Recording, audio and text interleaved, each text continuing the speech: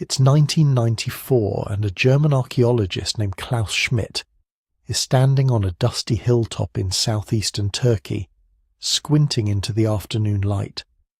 The landscape around him is the kind of quiet that gets inside you.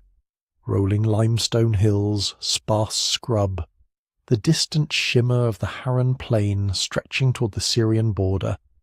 The region around Urfa, one of the oldest continuously inhabited cities on Earth, is full of ancient things. Ruins hiding under fields, pottery sherds turning up in ploughed soil, the general sense that the ground here has been remembering things for a very long time. Schmidt had been here before, briefly, following up on survey notes from American researchers who had passed through decades earlier. They had noted the site, called it probably a medieval cemetery, and moved on. The scattered stones on the hilltop looked like grave markers, the kind of thing that gets flagged, logged, and left alone. But Schmidt stands there looking at those stones and something is not sitting right. Medieval grave markers don't look like this. They don't feel like this. The hill itself has an unusual shape, almost too symmetrical in places, as if the mound isn't just a mound, as if something underneath is pushing the geometry from below. He starts walking the surface slowly, the way you do when you're not sure what you're looking for, but you know you'll recognize it when you see it. The limestone fragments scattered across the ground are everywhere, broken and worn by millennia of weather. But then he picks one up and stops. The carved surface is unmistakable, not the rough break of a natural stone, not the simple shaping of a medieval craftsman. This is deliberate, controlled, the kind of work that takes intention and time and skill. And then he sees the T-shape, a large piece of limestone partially buried with a form that clearly wasn't accidental, a tall vertical shaft capped by a wider horizontal bar. The proportions are too careful, the angles too consistent to be anything other than the result of a conscious design.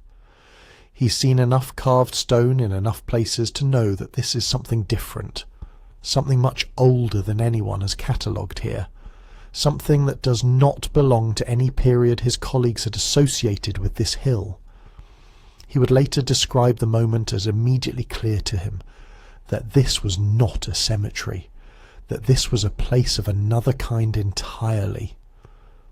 What Schmidt couldn't fully appreciate yet, standing there in 1994 with the wind moving through the scrub and the plain laid out below him, was exactly how far back this place reached. The formal excavations he would begin the following year and continue until his death in 2014 would eventually reveal that the hilltop he was standing on had been intentionally built up layer by layer over thousands of years, that the T-shaped stones were not isolated curiosities but part of massive circular enclosures, that the site had been constructed, used, and then deliberately, carefully, purposefully buried, as if whoever built it decided one day that it needed to go back into the earth. And the dates, when they came, were the part that made the scientific world pause and look again at everything it thought it knew. The layers at the very bottom of the site reach back to around 9,600 BC. That's not a typo and it's not a rounding error. We're talking about roughly 11,500 years ago. Now here is why that number is so strange, why it sits in the middle of the archaeological record like a stone dropped into still water. In 9,600 BC, according to everything we thought we understood about the human story, people in this part of the world were hunter-gatherers. They didn't have pottery. They didn't have writing. There is no evidence that agriculture, the domestication of wheat and barley and goats and cattle, had yet taken hold in the region. The standard model of history, the one most of us learned, goes something like this. First people settle down, then they farm, then they build surpluses, then they develop organized religion and monumental architecture and all the social complexity that comes with it. You need enough people with enough food and enough time to organize a building project at this scale. That's the logic. That's how it's supposed to work. And then you have Göbekli Tepe, a hilltop in southeastern Turkey, covered in massive T-shaped pillars weighing up to 50 tons, arranged in careful circles, carved with sophisticated animal reliefs, constructed and maintained over what appears to be centuries, all by people who, on paper, weren't supposed to be capable of it yet. The temple came before the town. The monument came before the village. The ritual, or whatever this place represents, apparently came before the recipe.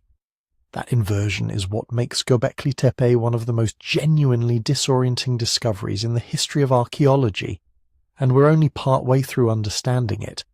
The excavations have so far uncovered a fraction of what ground-penetrating radar suggests lies beneath the surface. There are more enclosures down there, more pillars, more questions. Each layer of soil pulled back reveals not answers so much as better-formed questions, which is honestly the most exciting state for a mystery to be in. If you're lying in bed right now, somewhere quiet, maybe with a dark ceiling above you and the sound of the night outside your window, I want to know where you are and what time it is. Drop it in the comments. Seriously. It's one of my favourite things about these videos, that it's 4 in the morning in Melbourne and 11 at night in Oslo, and someone's drifting off in a São Paulo apartment, all at the same time. Leave a comment. Tell me where you're listening from, and if you want to hear this kind of thing without any interruptions, you can follow the show on Spotify. The link is in the description. No ads, no music underneath it, just the history in the dark and wherever your mind goes when you let it wander. It genuinely helps keep this going. Now let's go back to that hilltop. Let's go back to what Klaus Schmidt found when the real digging began, and what it meant that the deeper they went, the stranger and more ancient and more deliberately constructed everything became. To understand why Göbekli Tepe is so unsettling, you have to spend a moment actually inhabiting the world it was built in. Not as an abstract date on a timeline, but as a lived reality. Because 9600 BC is a phrase that moves through the mind very quickly, and if you let it move too quickly, you miss what it actually means. Upper Mesopotamia at that time sits at the tail end of a period called the Younger Dryas. For roughly 1,000 years before this, the climate had been doing something deeply uncooperative. After the last ice age began loosening its grip, there was a sudden cold snap, a return to near-glacial conditions that lasted long enough to reshape landscapes, push animal populations around, and force the humans living through it into patterns of movement and survival that we can only partially reconstruct. The Younger Dryas ended around 9700 BC, give or take a century, so the people building at Göbekli Tepe were living in the immediate aftermath of that shift, in a period when the climate was warming again, when the Fertile Crescent was becoming somewhat more hospitable, when wild grasses and game animals were recovering and spreading across landscapes that had been harsher living just a few generations earlier. Now it would be too simple to say the end of the Younger Dryas caused Göbekli Tepe, and archaeologists are careful not to make that claim. Climate creates conditions. It opens or closes possibilities. It doesn't build things. Whatever was happening on that hilltop was the result of human decisions, human organisation, human intention. But the climatic backdrop matters for picturing the world these people actually moved through. It was a world in transition, slowly, unevenly, in ways no one living then could have fully perceived. There was no farming here yet.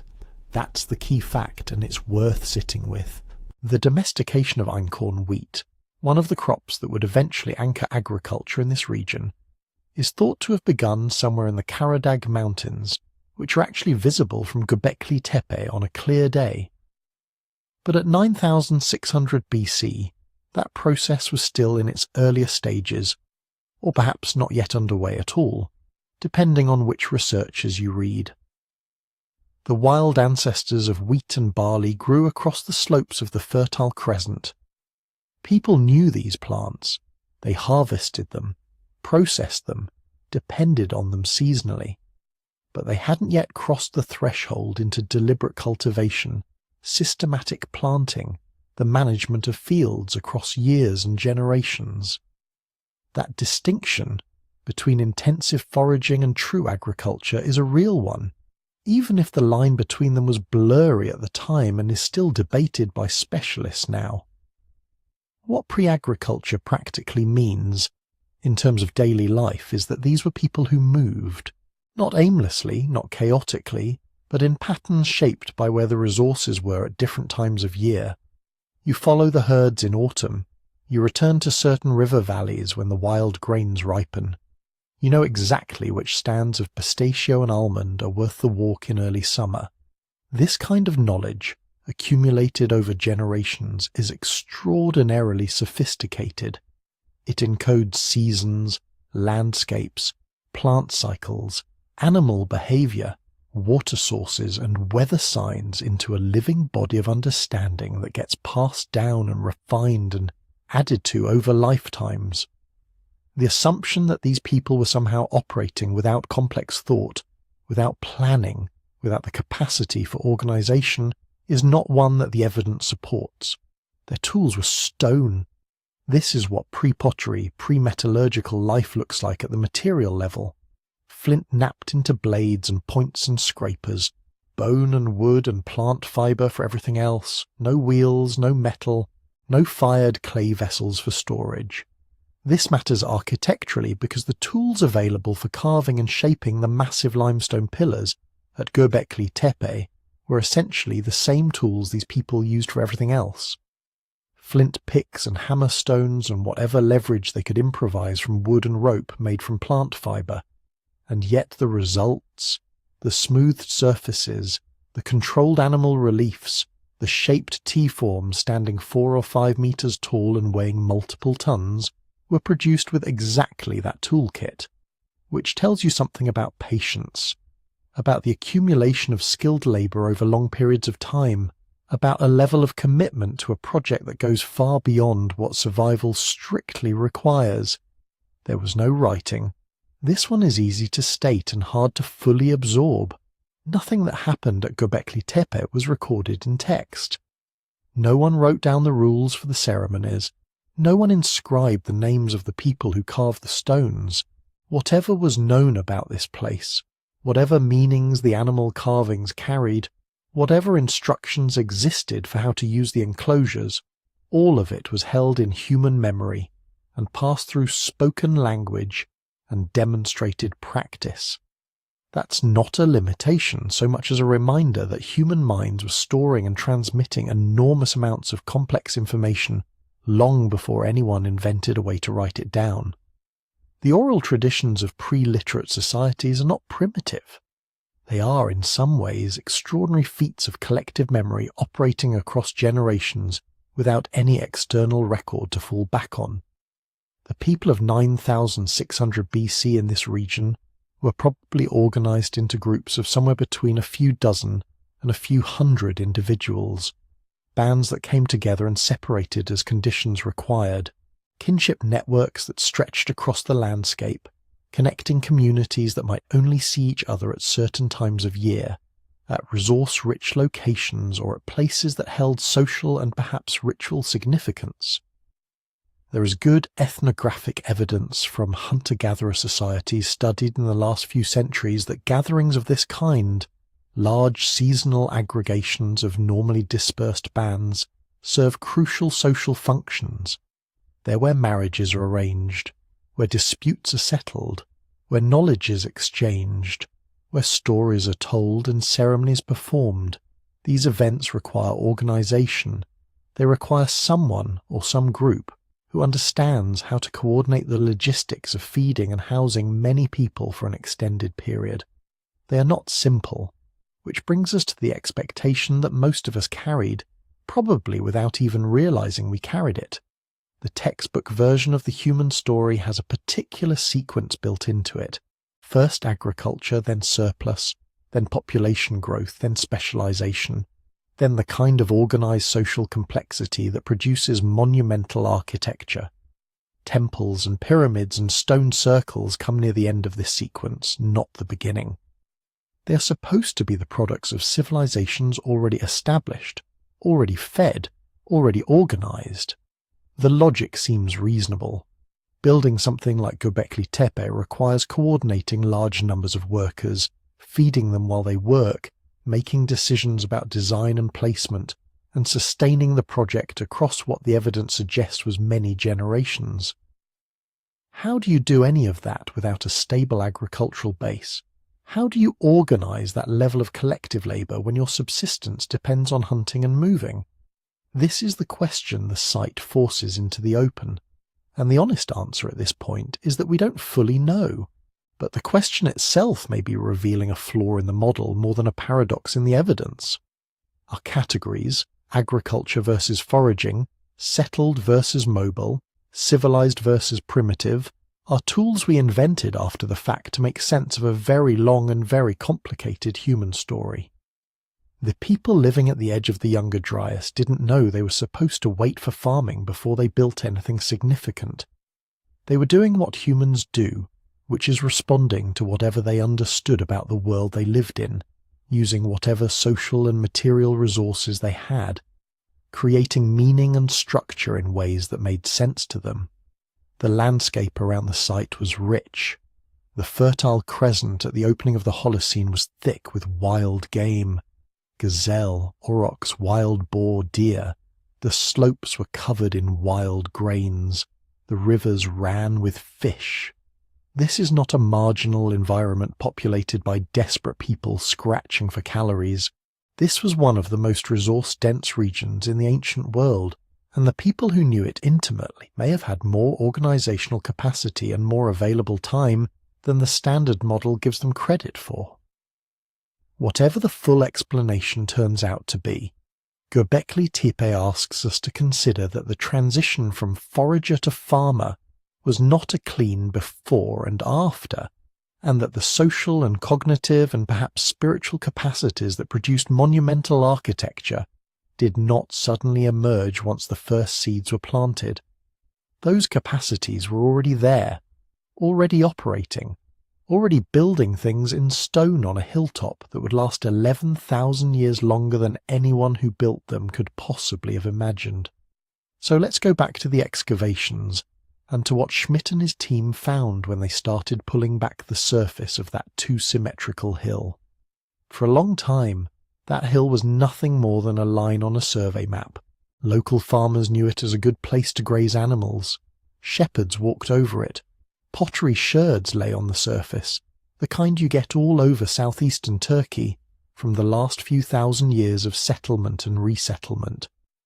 In the 1960s, when a joint Turkish-American survey team came through and catalogued the archaeology of the region, they noted the mound, saw the pottery, and did what any reasonable person trained in the expectations of the time would do. They classified it as the eroded remains of some fairly ordinary, fairly late site, maybe a Byzantine outpost, maybe an Iron Age settlement, one mortel among thousands. The misreading wasn't sloppy work. It was model-driven work. When you walk a landscape that has been occupied for 8,000 or 9,000 years of literate history, and you see a rounded mound with bits of later pottery on top, the safe assumption is that you're looking at an artificial hill built up by those later people. That's what a tell is. Layer upon layer of mud brick houses, floors, trash pits, collapsed walls, all accumulating into a soft, rounded rise. If you're expecting Bronze Age or Iron Age material, that's what your eyes are tuned to see. What no one in the 1960s was looking for, because no one really believed it existed, was a monumental stone complex from the 10th millennium BC, hiding inside something that looked so utterly normal. Klaus Schmidt was not the first archaeologist to stand on Göbekli Tepe, but he was the first one who refused to be satisfied with the standard label. In the mid-1990s, working on his doctoral research, he was studying early Neolithic sites in the region, places like Nevelachori, where T-shaped pillars with simple carvings had already turned up in proper excavations. When he read the old survey report and saw a note about worked stone and mound with sherds on that lonely hill, he decided to take a closer look. On the surface there were hints if you knew what to look for. Pieces of limestone that weren't quite natural. Fragments that showed the edges of relief carving. To most people they looked like any other scattered stones. To someone who had been staring at pre-pottery Neolithic pillars for years, they looked eerily familiar. So Schmidt did the thing that changes a hill from a guess into a problem. He put in a trench. The first season was cautious. Narrow cuts into the slope, careful removal of the plough soil, slow work with trowels and brushes. At first it was what you'd expect. Loose stones, mixed material, the usual chaos of a disturbed surface. Then, as the trenches deepened, the pattern sharpened.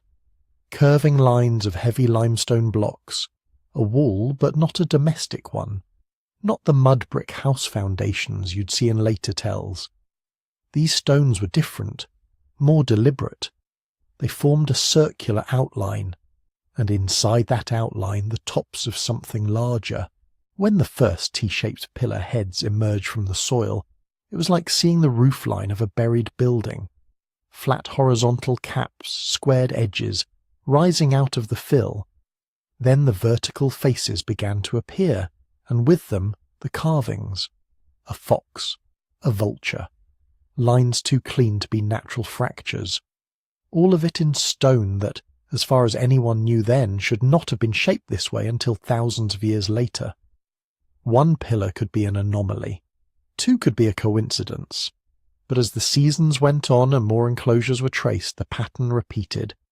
Great stone rings, central pillars much larger than the ones in the surrounding circle. All carefully arranged, all deliberately buried under tons of backfill. Very quickly it became obvious that this was not a medieval ruin, not a Bronze Age sanctuary, not anything that fit comfortably into the known timeline. To place it, archaeologists turned to the quiet work of dating. At Göbekli Tepe, you can't date the pillars directly. The limestone itself is millions of years old. What you can date are the organic remains sealed in the deposits around them. Bits of charcoal from ancient fires, fragments of animal bone, traces of plant remains caught between stones. Samples went to radiocarbon labs. The numbers that came back were awkward. Instead of the neat cluster around 2,000 or 3,000 BC that a late mound would give you, dates from the deepest layers were clustering around 9,600 BC, 9,500 BC, sometimes little earlier, sometimes a little later. There was variation, as there always is with radiocarbon, and different labs and different samples have produced slightly different ranges, but the broad picture was unmistakable. These enclosures belong to what archaeologists call the pre-pottery Neolithic A, with some later activity extending into the pre-pottery Neolithic B. Those terms sound technical, but the ideas behind them are simple. Neolithic in this part of the world generally means the period when people are experimenting with or adopting farming and more permanent settlements. Pre-pottery means exactly what it sounds like, a time before the routine use of fired clay vessels.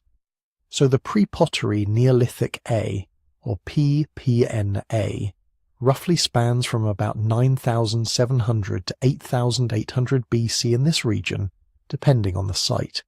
It's a time of stone tools, mobile or semi-sedentary communities, the very earliest hints of plant and animal management, and, as Göbekli Tepe shows, surprisingly ambitious architecture. Pre-pottery Neolithic B, PPNB, comes a bit later, into the 8th millennium BC, when you start to see more clearly domesticated plants and animals, more permanent houses, more of what we recognize as village life, still without everyday pottery. The shock wasn't just that Göbekli Tepe belonged to PPNA and early PPNB, it was that the most monumental, most elaborate parts of the site seemed to come from the earlier phase, before the classic package of agriculture and pottery and permanent villages was in place. The sequence was backwards from what many textbooks had implied. To make sense of that sequence, Archaeologists do something that doesn't often get talked about outside the field. They read layers the way historians read documents. Göbekli Tepe is not one moment frozen in time, it's a stack. At the bottom, in what's known as Layer 3, lie the oldest and most massive circular enclosures, with their towering central pillars. Above them, cutting into and overlapping them, is Layer 2, with smaller, more rectangular rooms and lower pillars, likely from the PPNB. Even higher still, or eroded away on the surface, are traces of much later, much more modest activity, people passing through or grazing animals centuries or millennia afterward. Each layer represents not just a date, but a decision. To build, to rebuild, to cover over, to change the way the hilltop was used. When Schmidt's team peeled back the soil, they weren't just uncovering stones. They were moving backward through a construction history written in fill and floor and wall. This is why the early misclassification of the mound is, in a way, understandable. If you only ever see the topmost layer, and that layer has some scattered later pottery in it, the older story remains hidden. Only when you cut down through the sequence do the deep time decisions become visible. In a moment, we're going to walk slowly through those decisions. We'll start with Layer 3, with the great stone circles and their paired central pillars, and then trace how later builders modified, reused, and finally buried them. We'll look at the animals carved in high relief, the strange human figures and deliberate absences, the way the architecture itself seems to choreograph movement and attention. All of that is coming, but it begins here, with a hill everyone thought they understood, and the realization, trench by trench, that sometimes the oldest stories lie directly beneath the ones we've been telling ourselves for years. To get a feel for Göbekli Tepe, you have to start at the bottom of that stack. Layer 3 is where the shock lives.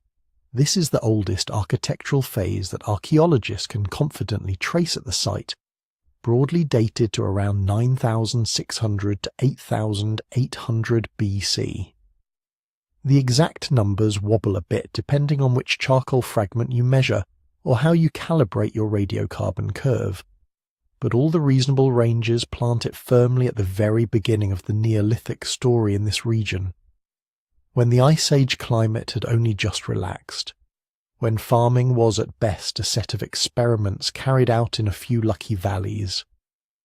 And on top of this bare limestone ridge, people decided to carve circles into stone.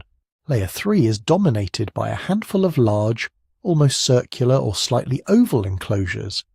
Archaeologists label them with letters, enclosure A, B, C, D, but that's just bookkeeping. On the ground, each one is its own world. Imagine standing in the middle of one of these spaces once all the soil is gone.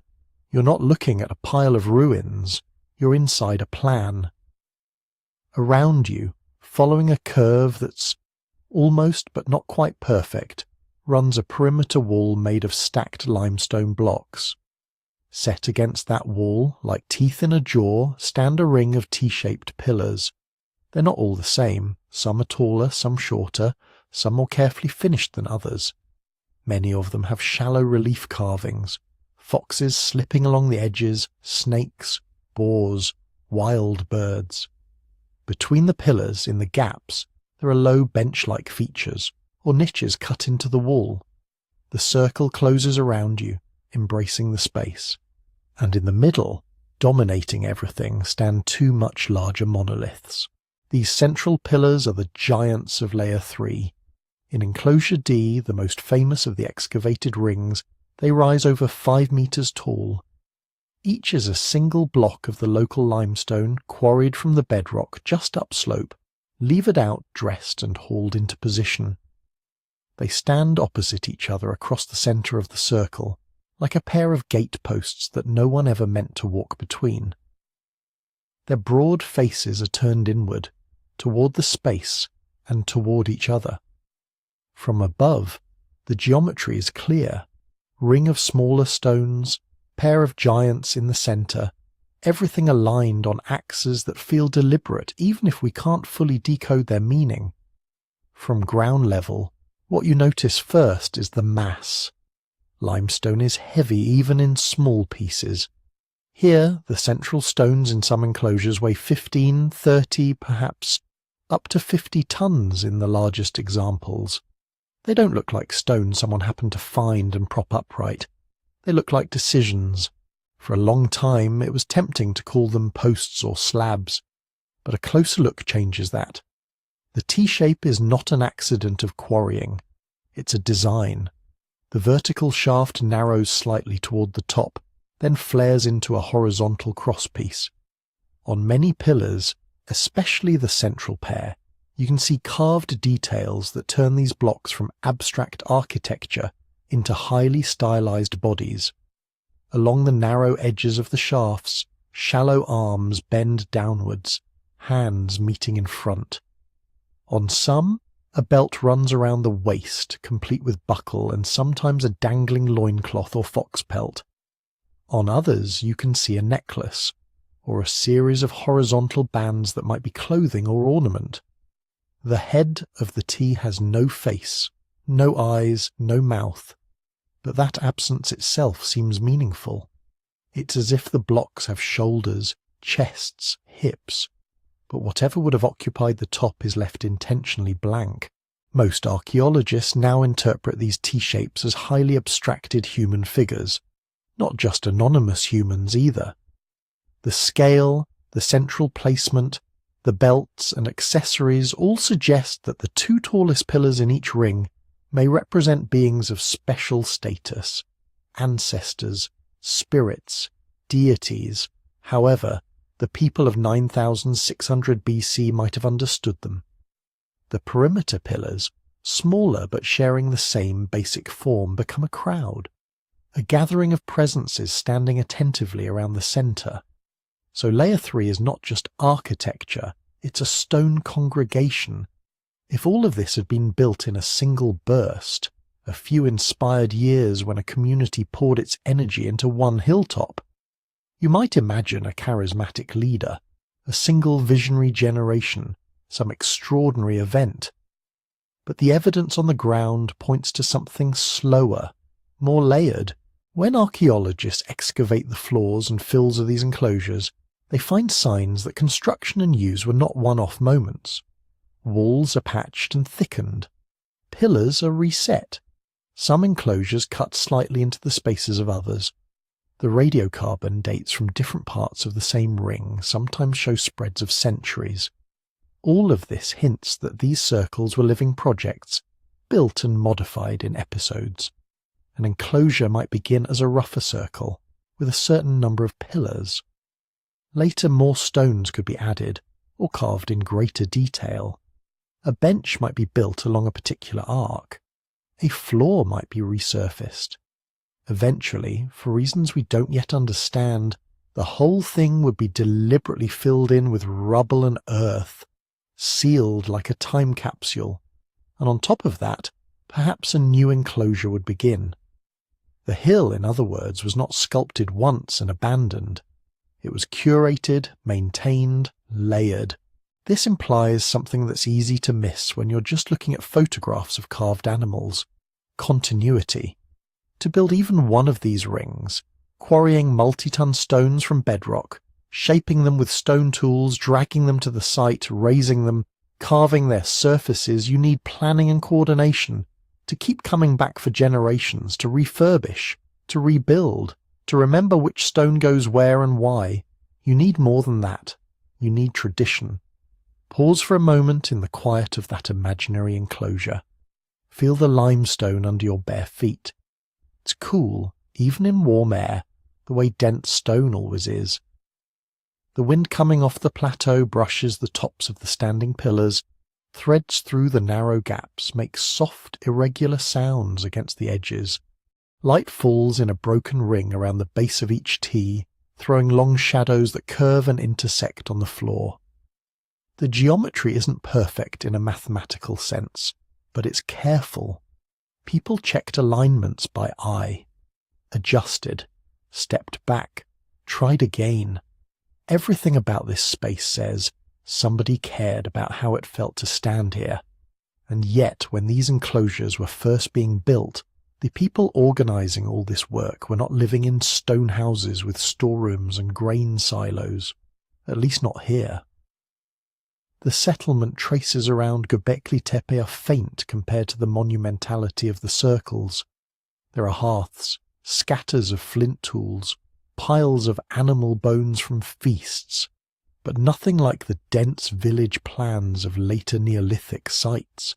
The builders seem to have come to the hill from elsewhere, gathered, worked, performed whatever activities the rings demanded, and then dispersed again. This is one of the reasons Göbekli Tepe has become a lightning rod. How do hunter-gatherers, or people on the edge of farming still very much tied to wild game and seasonal plants, organise the quarrying, transport and erection of 10, 20, 50-ton stones? How do they sustain a building program that unfolds over centuries? Who remembers the stories that tell you why this pillar faces that one, and why the belt on this central figure must be carved in just this way? Some researchers think the answer lies in ritual gatherings, a kind of seasonal pilgrimage site, where scattered groups who hunted in different valleys and walked different migration routes converge to reaffirm ties, exchange goods, arrange marriages, and participate in shared ceremonies. The labour to raise a pillar becomes part of the ceremony. The architecture itself becomes a map of relationships between clans or lineages, carved in limestone instead of knotted in string. Others push further, suggesting that projects like Göbekli Tepe required new forms of leadership, specialists who directed work, maybe even early versions of priests. Still others see in the complexity of the rings the fingerprints of what they like to call instruction, the idea that some lost civilization, now vanished without convincing physical trace, must have come along and taught these foragers how to build. The problem with that last idea is not that it's inherently impossible, but that it isn't necessary. When you look across the archaeological record, you see that humans, even in very small mobile groups, are perfectly capable of organising large communal projects when the social incentives are strong enough. Earthworks, stone rows, songlines, elaborate wooden structures in places where stone is scarce. We don't have to import a forgotten global culture to explain why people on a limestone ridge in southeastern Turkey, at the end of the last ice age, decided to make circles of stone. What Layer 3 demands we explain is something both more modest and more profound. Not a single moment of genius, but a commitment. The willingness of dozens, perhaps hundreds of people across many lifetimes to keep investing in one hill, to keep walking back up that slope, generation after generation, bringing stone and food and stories, to build and rebuild rings whose meanings we can only glimpse from the surviving carvings. Someone had to remember when to return. Someone had to decide which enclosure would be renewed and which would be filled in and closed. Someone had to teach the children which pillar represented which being, and why the arms are always carved along the narrow edge, and what it meant that the heads are left blank. So when we talk about Layer 3 and its great circles, we're not just talking about architecture, we're talking about social memory. As we move deeper into the site, into the central pair of pillars, into the animals that crowd along their flanks, into the strange, almost human figures that appear and disappear in the carvings, keep that in mind. Behind every fox and vulture cut into limestone lies a network of people who agreed, over and over again, that this place mattered enough to shape. In a bit we'll look more closely at that central pair, and at what their silent, faceless bodies might be trying to say about the people who raised them. And if this kind of slow, deep history is the sort of thing that helps you drift off at night, there's a longer, expanded version of tonight's story in book form at sleepytimehistory.com, with a discount running this week. But for now, stay with the stones and let the circle close around you. Let's walk back into Enclosure D for a moment And this time, don't look around the ring. Look straight ahead. Those two central pillars have numbers now. Pillar 18 and Pillar 31. Clinical, almost bureaucratic labels pinned onto stones that were already old when the first pottery was still 10,000 years away. But the numbers at least let us talk about them clearly. Pillar 18 stands slightly off-centre, its broad face turned toward Pillar 31 across the enclosure. They are not mirror images, but they are clearly a pair. Each rises a little over 5.5 metres, the height of a 2-storey house, and each is cut from a single block of limestone. Estimates of their weight run to 40 or 50 tons. That's the mass of a fully loaded semi-truck, balanced upright on a footprint only a few feet across. Stand at the base of one in your mind. The shaft climbs above you, narrowing as it goes, then flaring into that horizontal crosspiece. The sides are not rough quarry faces. They've been dressed, evened, smoothed by patient blows of stone on stone. Along the narrow edge, where you might expect a simple right angle, something more delicate appears. Arms, not in high detail, not carved as separate limbs, but sketched in shallow relief that runs down the length of the pillar, an upper arm slanting from the shoulder, an elbow implied by a change in angle, forearms coming together toward the front. The hands curl around the face of the shaft and meet near the lower third, fingers rendered as small parallel grooves. It is the pose of someone standing upright with hands folded in front, calm, composed, utterly still. Around the waist of each central pillar runs a belt. On Pillar 18, the belt is crisply defined, a horizontal band encircling the stone with a carved buckle on the front. Hanging from the belt is a fox pelt, the animal's body stylized but recognizable, its snout pointing down. On some other pillars at the site, the belts carry daggers or lines that may be fringe or fabric. On Pillar 31, the details differ, but the same pattern holds, a band at the waist, sometimes accompanied by vertical elements that might be loincloths or tunics. Higher up, near what would be the chest and shoulders, you can see additional bands, perhaps necklaces, perhaps the stone echo of clothing seams. Everything about these carvings works together to push your imagination away from rock and toward body. Once you see it, it's hard to unsee. The vertical shaft becomes a torso, the horizontal bar a headless set of shoulders. The arms along the edges turn the pillar into a figure standing within the space, not just supporting it.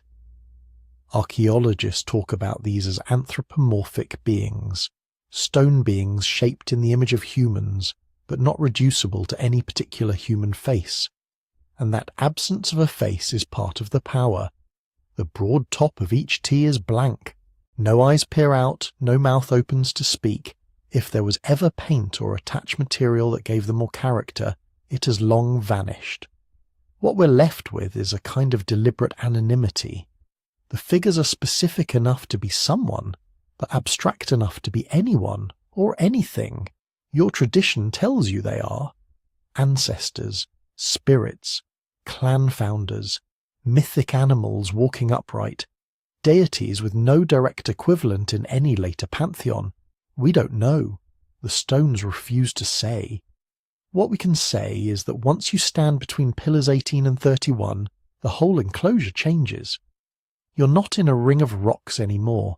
You're in a room occupied by two silent presences, each many times taller than you, each weighing more than your entire extended family put together. The smaller T-shapes against the wall stop being supports and become a gathered audience. Other figures standing in a circle, turned inward toward the central pair. This is the moment when Göbekli Tepe stops looking like a piece of extreme engineering and starts looking like a stage. Imagine people entering the enclosure along whatever path they used, filing in past the perimeter pillars. Maybe fires burned in shallow hearths. Maybe the floor was swept clean before each gathering. The central pair stand ahead, backlit by the entrance light or looming out of the dusk. Any movement, any voice raised, any song or chant or story told here happens under their gaze. Archaeologists have begun to talk about these circles as performance spaces. Not performance in the modern sense of tickets and audiences, but in the older human sense. Recitations of origin stories, enactments of seasonal rituals, laments for the dead, celebrations of a successful hunt or a new alliance. The acoustics of a stone ring with high central figures would focus sound inward. Words spoken at the centre could carry to everyone along the edge. Gestures made in front of the central pillars would be visible to all. If you think of pillars 18 and 31 as efficients, or as the embodied memory of the group, the design starts to make a different kind of sense. Perhaps certain people stood at their feet to speak for the ancestors. Perhaps processions circled the enclosure, stopping before each smaller pillar in turn, reciting names or totems associated with it, before finally facing the central pair. Perhaps children were brought here to be introduced to the spirits of the hill, their names spoken aloud while hands brushed the carved belts and fox pelts. We don't know if any of that happened. What we do know is that these two stones were placed where everyone could see them, carved in ways that mark them as more than architectural supports, and preserved, patched, and ultimately buried with a care that suggests they had stories attached to them. The people who walked here did not just move through a space. They moved through a diagram of their own beliefs, and yet so much is missing. We don't know what the builders called these beings. We don't know the words they used for belt, or fox, or ancestor. We don't know what language flowed through this ring, what metaphors attached themselves to those blank stone shoulders. We can't say whether Pillar 18 was male or female in their terms, or whether such categories even applied to these presences at all. We don't know what promises were made here, what fears were soothed, what memories were recited and then entrusted to the stone. All we can do is read the clues that remain. The way the hands are always carved along the edge, never the front. The way belts and garments cluster at certain heights. The way the central pair in each enclosure echo one another, but are never identical, like siblings rather than twins. From a distance, Göbekli Tepe can look like a heap of impressive megaliths. From between pillars 18 and 31, that word, megalith, feels too small. These are not just big stones. They are in some sense people made of stone, or at least vessels for personhood. As we move on to look at where these blocks came from, and how on earth people with no draft animals or metal tools cut and moved them, keep that in the back of your mind. Every groove in the limestone, every centimetre of those carved belts, was made by someone who already knew who these beings were supposed to be, and yet all their names have fallen silent. The pillars are still here. The language that once wrapped around them like smoke is gone. If you step back out of enclosure D in your imagination and turn slightly along the slope of the hill, you don't have to go far to find where those people of stone were born. Roughly 100 metre away, just beyond the crest, the bedrock breaks open into a scarred patch of pale limestone. It doesn't look like much at first glance, just another rocky outcrop on an Anatolian hillside. But if you look closely, the rock isn't random, it's been shaped. Channels have been cut into the stone, rectangles have been outlined and removed. Shallow steps, tool marks, half-formed blocks. The hill itself has been quarried. This is where Pillar 18 and Pillar 31, and dozens of their companions, almost certainly came from. That short distance matters. 100 metres is nothing if you have trucks and cranes. If you have only ropes, levers and your own bodies, it's the difference between possible and impossible. Sourcing stone right next to the site meant you could see, before you ever started moving anything, what you had to work with. You could test a block, read the grain, abandon a flawed piece and start another without having already dragged it for miles. It also tells us something crucial. These pillars were not mysterious imports from a vanished civilization far away. The evidence for their origin is right here, cut into the same hill they stand on. Limestone, thankfully for the builders, is a forgiving rock. It's comparatively soft, especially when freshly exposed. With hard stone hammers, basalt for example, you can bruise it, chip it, and gradually persuade it into the shapes you want. No copper chisels, no iron saws, just stone on stone, thousands upon thousands of controlled impacts. Archaeologists think the process went in stages. First came selection. Someone with experience would walk the exposed bedrock, looking for large, clean slabs, few cracks, no big inclusions, a thickness and length that could yield a future pillar. They weren't just grabbing whatever rock was handy, they were reading the hill. Then came outlining. Workers would peck a groove along the intended edges of the block, tracing the eventual profile like drawing the outline of a figure before colouring it in. Blow by blow, the groove deepened into a trench. At some point, that outline stops being just a rectangle and starts to look suggestively like a capital T. The crossbar of the future pillar had to be there from the start, part of a single continuous stone. So the quarrymen had to imagine, right there in the bedrock, not only the long vertical shaft, but also the horizontal shoulders spreading out at the top. They cut channels around that entire shape, isolating it from the surrounding mass. The next step was undercutting, freeing the stone from below. This is harder to reconstruct in detail, but by working from the sides, expanding the trenches, and exploiting natural bedding planes, they could eventually pry the block loose, perhaps using wooden wedges soaked with water to widen cracks. We know they didn't always finish the job. At Göbekli Tepe's quarry there is an unfinished giant, a pillar roughly the size of the central pair, about 50 tons by modern estimates, still attached to the living rock. Its outline is almost complete. The T-shape is unmistakable. You can trace its edges, walk along its length, and then, at one end, watch it blur back into untouched bedrock. Something stopped the work here. Maybe the stone cracked as they undercut it. Maybe a flaw appeared, an inclusion, a line of weakness that made it unsafe to raise. Maybe they simply decided it was too ambitious, that slightly smaller monoliths were more practical. Whatever the reason, this half-born pillar is a frozen moment in prehistory. The quarry equivalent of a brushstroke left unfinished. It also gives us a rare time slice of the process.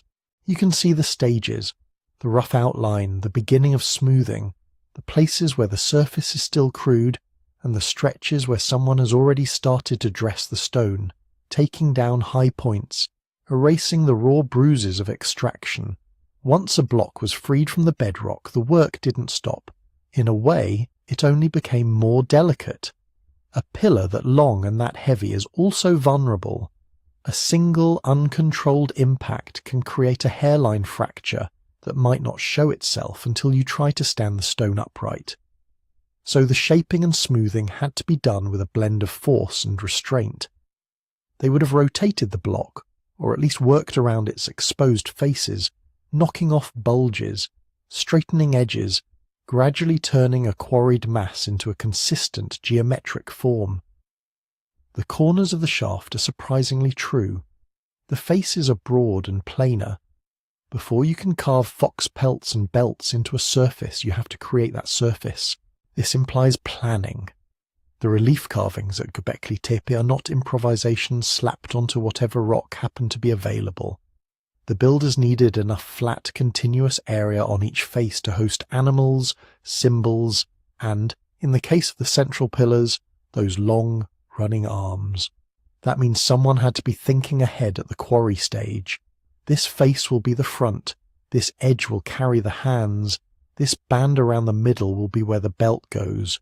Every decision at the quarry ripples forward into the enclosure. The proximity of the quarry to the circles and the matching tool marks between worked bedrock and finished pillars make one thing clear. This was local work.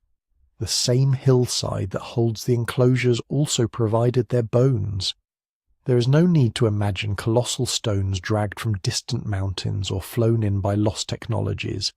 The evidence of extraction, shaping, and abandonment is literally carved into the ground. Which brings us back to the people holding those hammerstones. To read the quarry is to realise how much skill was involved. You don't learn to free a 50-ton block from bedrock on your first try. You don't get clean T-shapes by accident.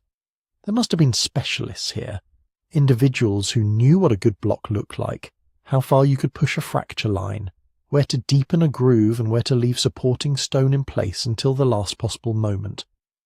That kind of expertise doesn't appear overnight. It takes practice, and practice takes time. Time for older workers to show younger ones how to swing a hammerstone so it cuts, instead of just smearing the surface. Time to learn which parts of the limestone ring when struck, and which thud with hidden weakness. Time to pass on rules of thumb. Never cut here, always leave a bridge of stone there, always test the sound before you pry. In other words, this quarry is not just a place where rocks were cut. It's a classroom, an apprenticeship ground, a record of invisible years spent turning raw human effort into reliable technique. If you'd like to go deeper into how ancient sites like this were actually built and lived in, there's a book at sleepytimehistory.com that unpacks the stories behind several early monuments, including Göbekli Tepe. It's on discount this week if you're curious to explore more quietly on your own time. For now, hold on to this image. A small group of people on a limestone shelf 100 metres from the enclosures, their days measured in the rhythm of hammerstones and the slow appearance of a T-shape out of the hill. No metal, no beasts of burden. Just knowledge, coordination, and an enormous amount of patience. When we ask how they later moved a 50-ton stone, we're really asking about that same combination of skill and time. The quarry shows us that both were already in place long before any pillar ever stood upright. Walk back down in your mind from the quarry to those sunken circles. You duck again into enclosure D, into the cool of the pit, and let your eyes run over the pillars. At first, it's just stone and shadow. Then, as your attention settles, the animals start to appear. They're everywhere. On one pillar, a boar barrels forward, shoulders rounded, snout thrust out, bristles suggested with a few confident cuts. Its legs are tucked under it in a pose that feels like motion, even though it's frozen in limestone. On another, a fox slips along the edge of the stone, long body stretched, tail flowing behind like a banner. Its head is flattened into a kind of emblematic shape, triangular with a pointed snout and pricked ears. Not a portrait of a specific individual, but the idea of fox reduced to a few essential lines. Between and below them, snakes coil and uncoil. Some are simple curves, others are carved in such high relief that their bodies seem to slide across the pillar's face, ribs and scales hinted at with shallow incisions. A few rear up, heads lifted, as if midway through a strike. Look higher and vultures appear. Broad wings, hooked beaks, necks that bend like question marks. Their bodies are often in profile, but the wings flatten toward you, spread wide.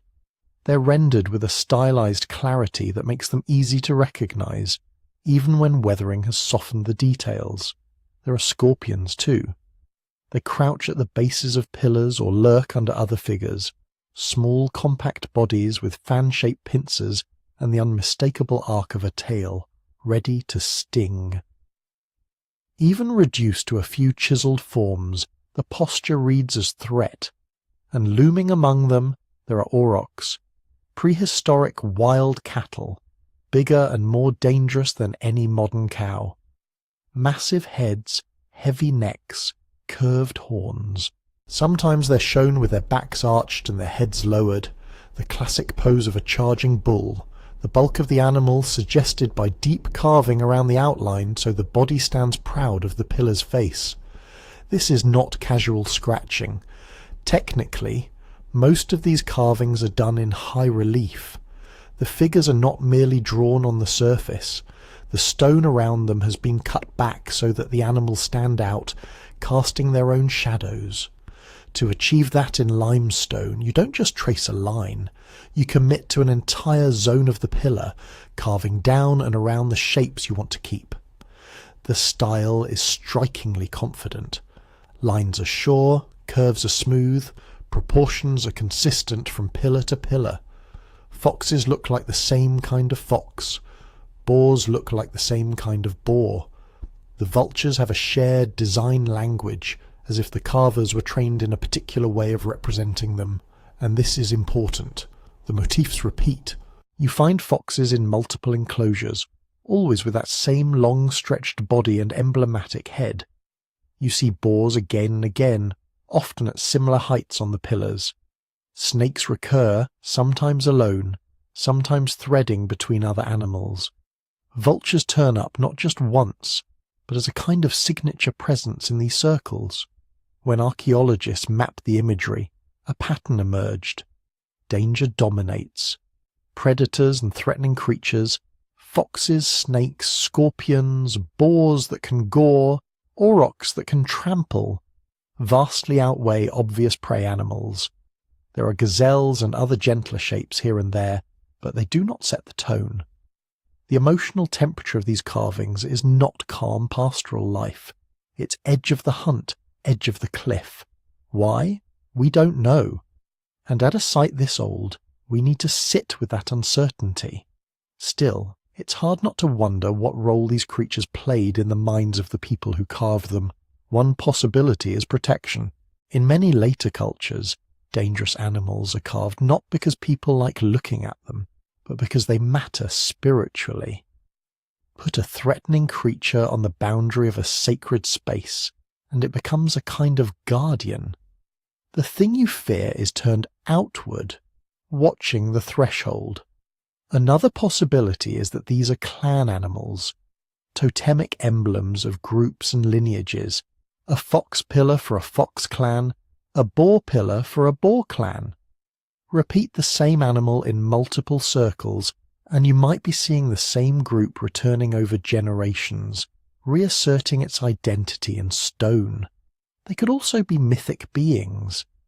In a world without writing, stories live in memory and performance, but they can also live in images. A vulture might not just be a scavenger bird. It might be a character in a creation story, or a messenger between the world of the living and the dead. A snake might stand for renewal, danger, underground forces, or something we don't even have words for anymore. And there is the idea of taboo. Sometimes the animals you carve are the ones you don't eat, or can only hunt under strict conditions.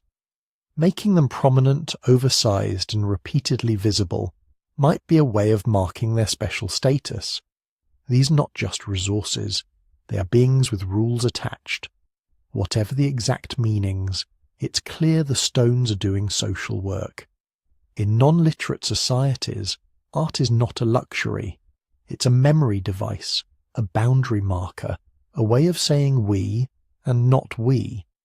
When you gather people from scattered bands across the landscape, you need shared narratives to hold them together.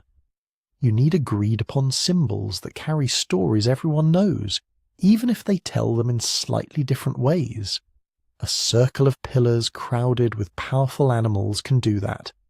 You don't have to read text to understand that a space ringed with vultures and foxes and charging bulls is not ordinary ground. You feel it.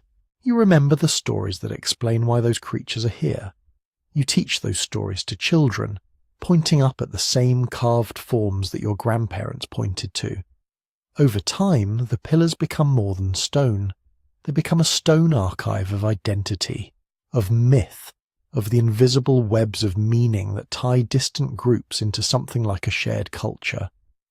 But there is another pattern here, just as important as the animals that are present. For all the foxes and boars and snakes, humans are strangely rare. When they do appear, their bodies are odd, abstracted, sometimes distorted, and alongside them there are symbols that are not animals at all, H-shapes, crescents, nets of lines. If the animals are the loud, obvious part of the message, these human and abstract figures are the whisper underneath. To read Göbekli Tepe, we have to look at both. So after walking among the predators in stone, it's time to turn to the scarcer, stranger images, the rare human figures, their unusual bodies, and the symbols that surround them. If you start looking for people on these pillars, you notice something unsettling. They're mostly not there. Animals crowd the stone, layered, overlapping, repeated. Humans, by contrast, are rare, and when they do appear, they're often partial, distorted, or doing things that make us pause. On a few pillars, there are what archaeologists call anthropomorphic beings, human-like forms, but they aren't cozy, everyday scenes. No one is grinding grain or cradling a child. There are no faces you could recognize, no hands reaching out in familiar gestures.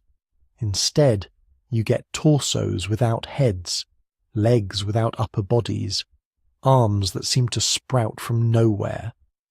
And every so often something stranger still, a headless ithyphallic figure, a clearly male body, the genitals exaggerated but the head either missing or never carved at all. To modernize those images can be jarring. They invite sensationalism. It's easy to project lurid or simplistic stories onto them. But if we slow down, the first thing to notice isn't the sexuality. It's the absence. Why, in a place where vultures and snakes are rendered with such care, are human heads so often missing? Why does the part of the body we instinctively focus on, the face, the seat of identity in many cultures, disappear from the stone? One line of thought, widely discussed but still debated, connects these images to mortuary practice. In later Neolithic sites across the Near East, we see a pattern. People bury their dead under house floors. Then, after some time, they reopen the graves, remove the skulls, and treat them separately, plaster them, paint them, even model faces over the bone. Göbekli Tepe is thousands of years earlier, and we should be careful not to simply read later customs backward. But we do know that human bones at the site show cut marks consistent with defleshing. We know skull fragments were found in contexts that suggest they may have been curated or displayed, and here, in the imagery, we see headless bodies frozen in stone. It is at least plausible that headlessness meant something specific to the people who carved these pillars. Perhaps the removal of the head was part of a transition from ordinary person to ancestor. Perhaps the head, once taken, belonged to another realm of ritual we can no longer see. The ithyphallic aspect may tie into this rather than being a separate theme. In many later traditions, heightened sexuality and death belong together in myth and ritual. Fertility, danger, the crossing of thresholds.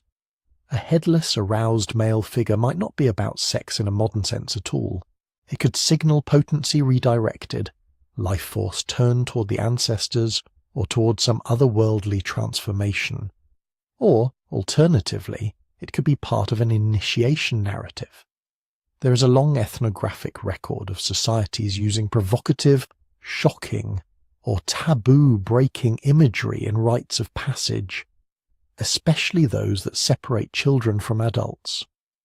If Göbekli Tepe was a place where young people were brought into new social roles, confronting ambiguous, unsettling images of the human body could have been part of that process.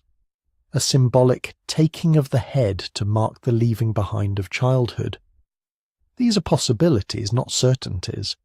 The truth is, we don't know exactly what those headless ithyphallic figures meant.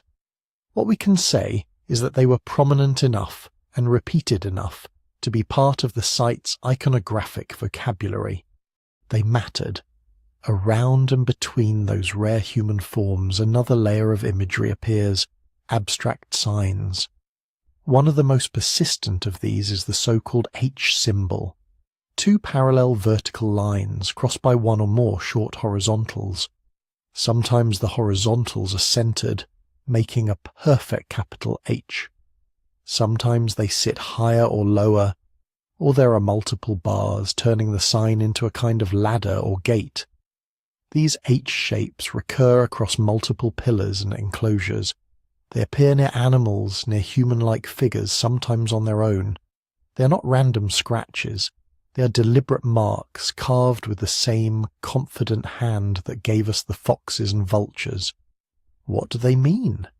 Here again, interpretation is speculative.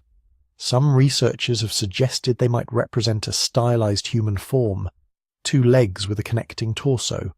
Others think they could be schematic huts or enclosures, viewed from above. A few have proposed more abstract possibilities, a symbol for connection, for between, for the joining of 2 realms. And of course there are more imaginative readings, claims that the H stands for constellations or for some lost script, or for visitors from elsewhere. Those ideas tend to outrun the evidence. From a cautious perspective, we can at least say this. At a site that seems to function as a gathering point for scattered groups, a sign built from 2 uprights and a connector might speak of boundaries joined, separations bridged. It might mark passages, agreements, or shared spaces. It might trace, in bare geometry, some of the same social work the circles themselves are doing in stone. The H symbols are not alone.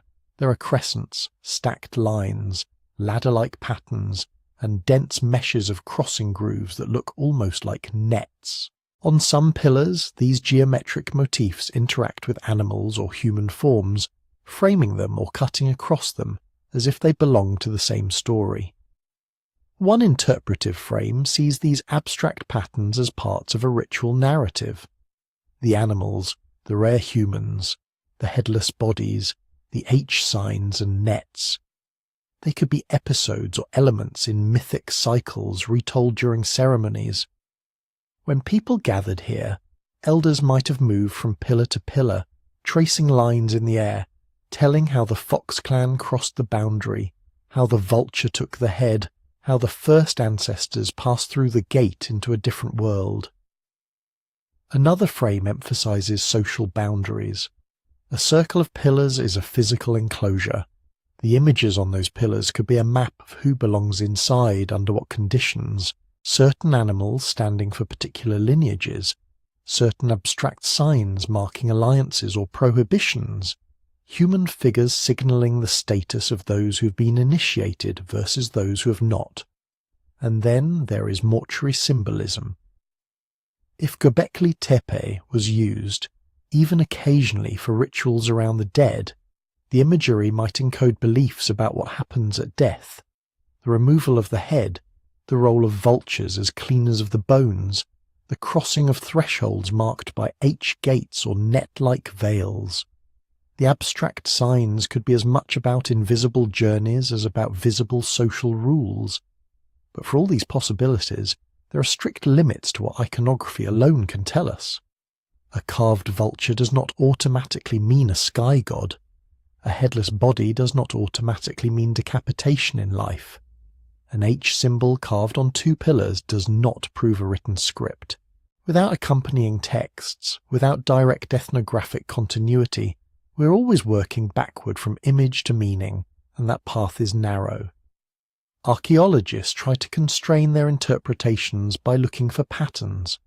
Which images appear together, at what heights, in what parts of enclosures, in association with which bones or artifacts. They compare Göbekli Tepe to slightly later sites to see how motifs evolve. They test ideas against the distribution of finds, against microscopic wear on stone, against residues and radiocarbon dates. Even then, most conclusions are framed in careful language, may indicate, is consistent with, could suggest. The temptation is always to tell a smooth story. The reality is a cloud of probabilities. So as you imagine these rare human figures, headless bodies, rigid torsos, exaggerated genitals, standing among crowds of predators and guardians, it's worth holding 2 thoughts at once. First, this was not random decoration. These choices meant something deep to the people who made them, something tied to their rituals, their social bonds, their ideas of life and death. Second, we may never know exactly what that meaning was. We can approach it, sketch the outlines of possible stories, but the precise lines of the narrative are gone, and there's a strange kind of beauty in that gap. If you enjoy lingering in that space between evidence and mystery, by the way, there's a longer book-length journey through deep time and early civilizations waiting for you at sleepytimehistory.com. There's a discount running this week if you'd like to explore these worlds in more detail. Here, though, we'll stay on the hill with the clues we do have. Because among all the human and abstract images, one pillar in particular has drawn more attention than any other. Its surface is crowded with animals and symbols, arranged in bands from top to bottom, as if it's telling a compressed vertical story. Some see on it the sky itself written in a stone. That pillar is number 43, and stepping closer to it takes us into one of the most heated debates about Göbekli Tepe, whether these people were just carving what they saw around them, or whether they were already watching the stars. Pillar 43 stands toward the edge of one of the main enclosures, but once you notice it, it's hard to look anywhere else. Archaeologists often call it the vulture stone, not because there's only one bird on it, but because a particular vulture dominates the composition. Wings spread, legs outstretched, as if hovering or descending.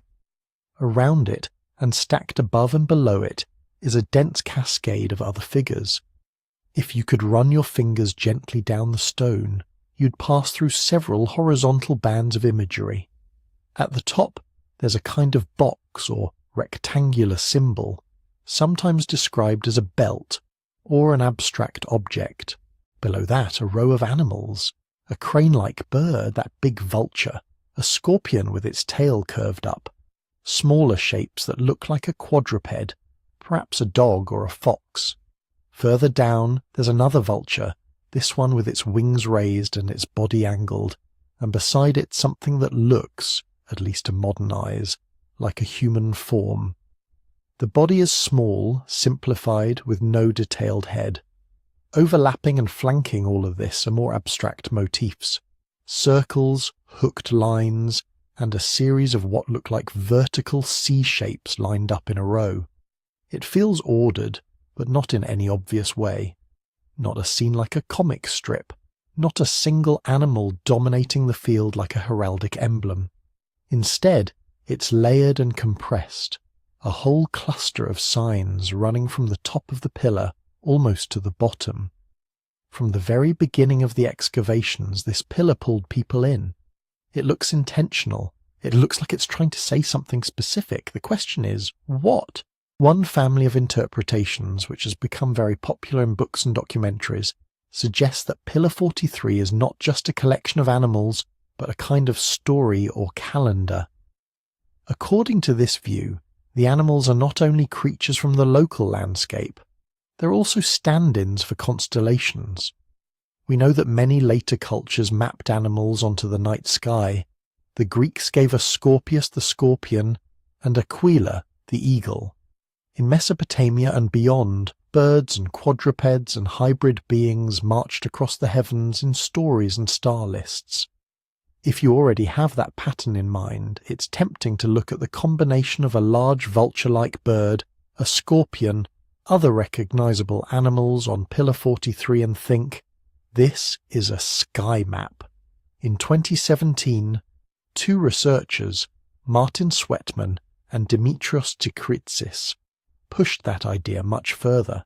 They argued that the animals on Pillar 43 can be systematically matched to specific constellations as they would have appeared around 10,950 BC. In their reading, the central vulture corresponds to Sagittarius, the scorpion corresponds to Scorpius, and the arrangement of figures encodes the position of the sky at a particular moment in time. That moment, in their argument, is not random. They link it to the onset of the Younger Dryas, the abrupt cooling event that began roughly 12,900 years ago, long before Göbekli Tepe was built but still within the memory of deep tradition. Sweatman and Tsikritsis suggest that the pillar records, in symbolic form, a comet impact associated with that climate shift, a sort of cosmic disaster tale carved into stone thousands of years after the fact. In their model, the top box symbol might even represent a shattered object in the sky, or a marker for the position of the sun at the time of the impact. The human-like figure near the vulture becomes not just a person but a victim.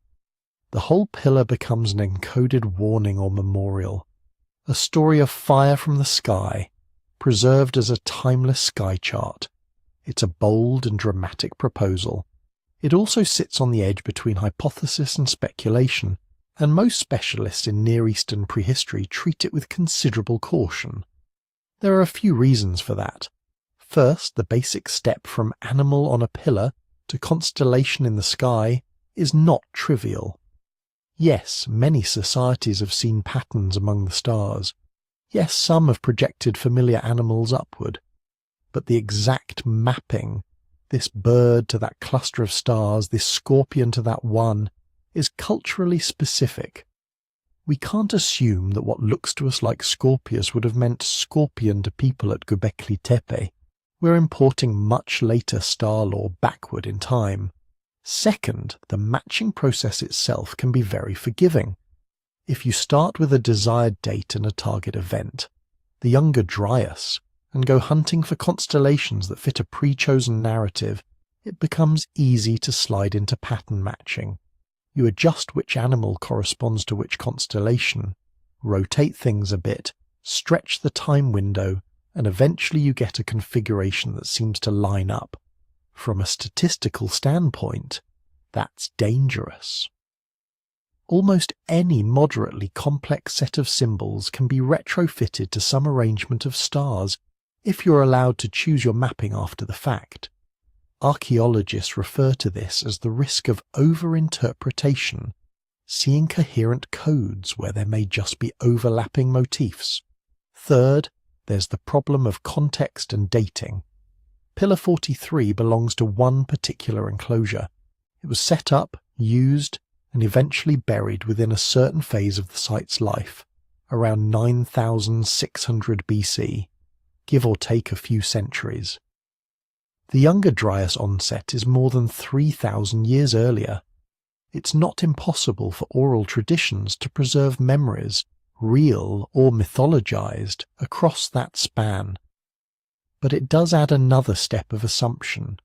Not only were they mapping the sky, they were preserving a highly specific date from long before, and so far, Pillar 43 is relatively unique in its dense banded composition.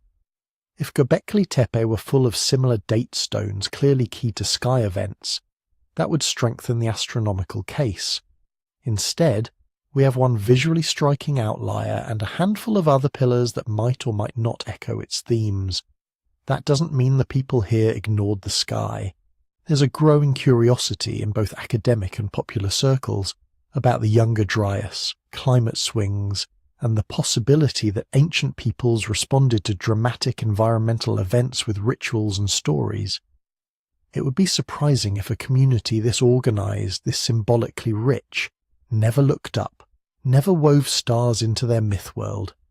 But at present the specific claim that Pillar 43 encodes a precise date for a comet impact remains debated. It's a hypothesis, not a settled conclusion. There are alternative readings. Some scholars see the vulture and the scorpion and the abstract signs as part of a terrestrial ritual sequence, perhaps related to death and excarnation, perhaps to territorial spirits or clan emblems. In that view, the bands might separate different layers of a mythic landscape, sky above, earth in the middle, underworld below, without requiring exact astronomical correspondences. Others emphasize continuity with later Near Eastern iconography, where vultures often appear in connection with warfare, kingship, or the handling of the dead. The small human-like figure near the vulture on Pillar 43 in this frame could be a soul, an initiate, or a symbolic victim being transported, not a person literally falling from the heavens. Still others focus less on decoding and more on structure. They note that Pillar 43 faces inward toward the circle, that its images are placed at heights corresponding to where human eyes and hands would naturally fall, and that similar animals recur across other pillars in the same enclosure. From this angle, the pillar might be part of a choreographed performance space. Its meaning would be activated by movement and speech, by stories we no longer have, rather than by a fixed star chart. Where does that leave us? With something both solid and elusive. The carvings are real. The vulture, the scorpion, the stacked bands of symbols, they're not accidents. They took time, skill, and intent. Pillar 43 clearly meant something powerful to the people who gathered around it. Powerful enough to justify the effort of hauling and shaping that stone. Powerful enough to stand at the heart of their ritual architecture. Whether that power came from remembered disaster in the sky, from journeys of the soul, from clan histories, or from stories that don't fit neatly into any of our categories, we can't yet say. What we can do is treat the stone with the same kind of respect its makers did, paying attention to its details, acknowledging the pull it exerts on our imaginations, and being honest about where interpretation shades into guesswork. And as we step away from Pillar 43, that honesty will matter even more, because just a few meters away another stone is waiting, covered not in birds and scorpions, but in something that looks, uncannily, like a net filled with snakes. Pillar 33 stands a little more quietly than the vulture stone, but when you get close, it's overwhelming in a different way. Instead of a few large dominating figures, its surface is crowded, almost claustrophobic. The central motif that archaeologists keep coming back to is a dense field of snakes, their bodies overlapping and crossing in such a way that people often describe it as a net or a lattice, woven entirely out of serpents. The snakes aren't coiled in circles or striking dramatically with open jaws. Most of them are rendered in that same spare, economical style you see elsewhere at Göbekli Tepe. Long, slightly tapering bodies, simple heads, no unnecessary detail. They run mostly vertically, side by side, sometimes crossing. The effect is less like a single animal and more like a texture, like the surface of the pillar itself has become a living mesh. If you imagine standing in that enclosure, with a circular wall around you and these T-shaped stones rising up, Pillar 33 would have had a particular presence. You might not immediately pick out individual snakes. Instead, you'd register density, multiplicity, a surface so busy with lines that your eyes almost buzz trying to follow them. Snakes show up all over Göbekli Tepe. They're carved on other pillars, on small stone plaquettes, even occasionally on the walls. They're one of the most frequently repeated animals on the site. When a motif keeps coming back in different places and different contexts, archaeologists start to suspect it isn't just decoration, it's probably part of a shared symbolic language. But what that language was saying is the hard part. We know snakes are powerful symbols in many later cultures. They can stand for danger because they bite and many are venomous. They can stand for transformation because they shed their skins. In some traditions they mark boundaries between life and death, inside and outside, the safe village and the wild beyond. In others, they're tied to water and fertility, appearing near springs, rivers, or underworld streams. It's tempting to reach for those later meanings and apply them here.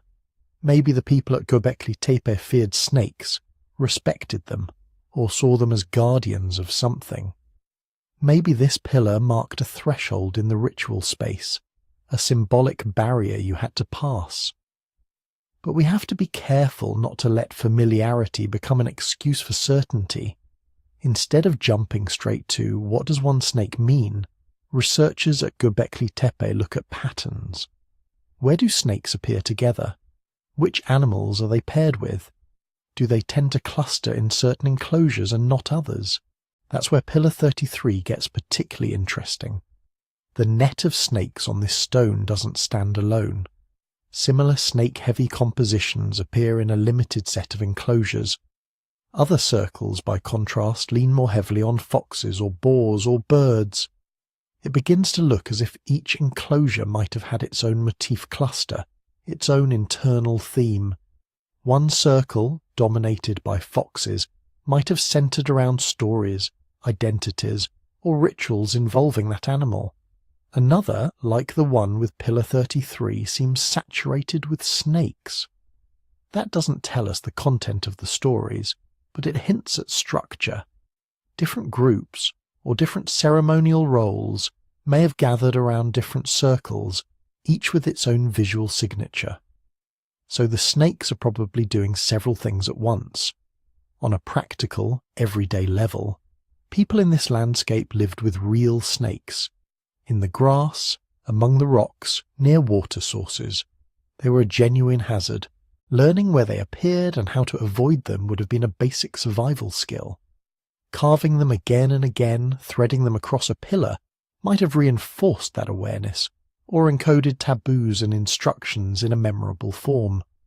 On a psychological level, snakes are perfect carriers of big feelings: fear, fascination, unease, respect. They move silently. They appear and vanish. They blur the line between above and below, surface and hidden. If you're trying to give shape to forces that feel dangerous but also necessary, rain, fertility, the turning of seasons, the unseen world of spirits, snakes are ready-made symbols. Some scholars have suggested that in this region, where seasonal rains can transform a dry valley overnight, snakes might have been linked to water, emerging from holes and cracks when the soil softens, appearing near fresh pools. Others have pointed to their boundary-crossing nature and wondered if they mark transitions in ritual, the moment when you left ordinary space and entered the charged interior of the circle.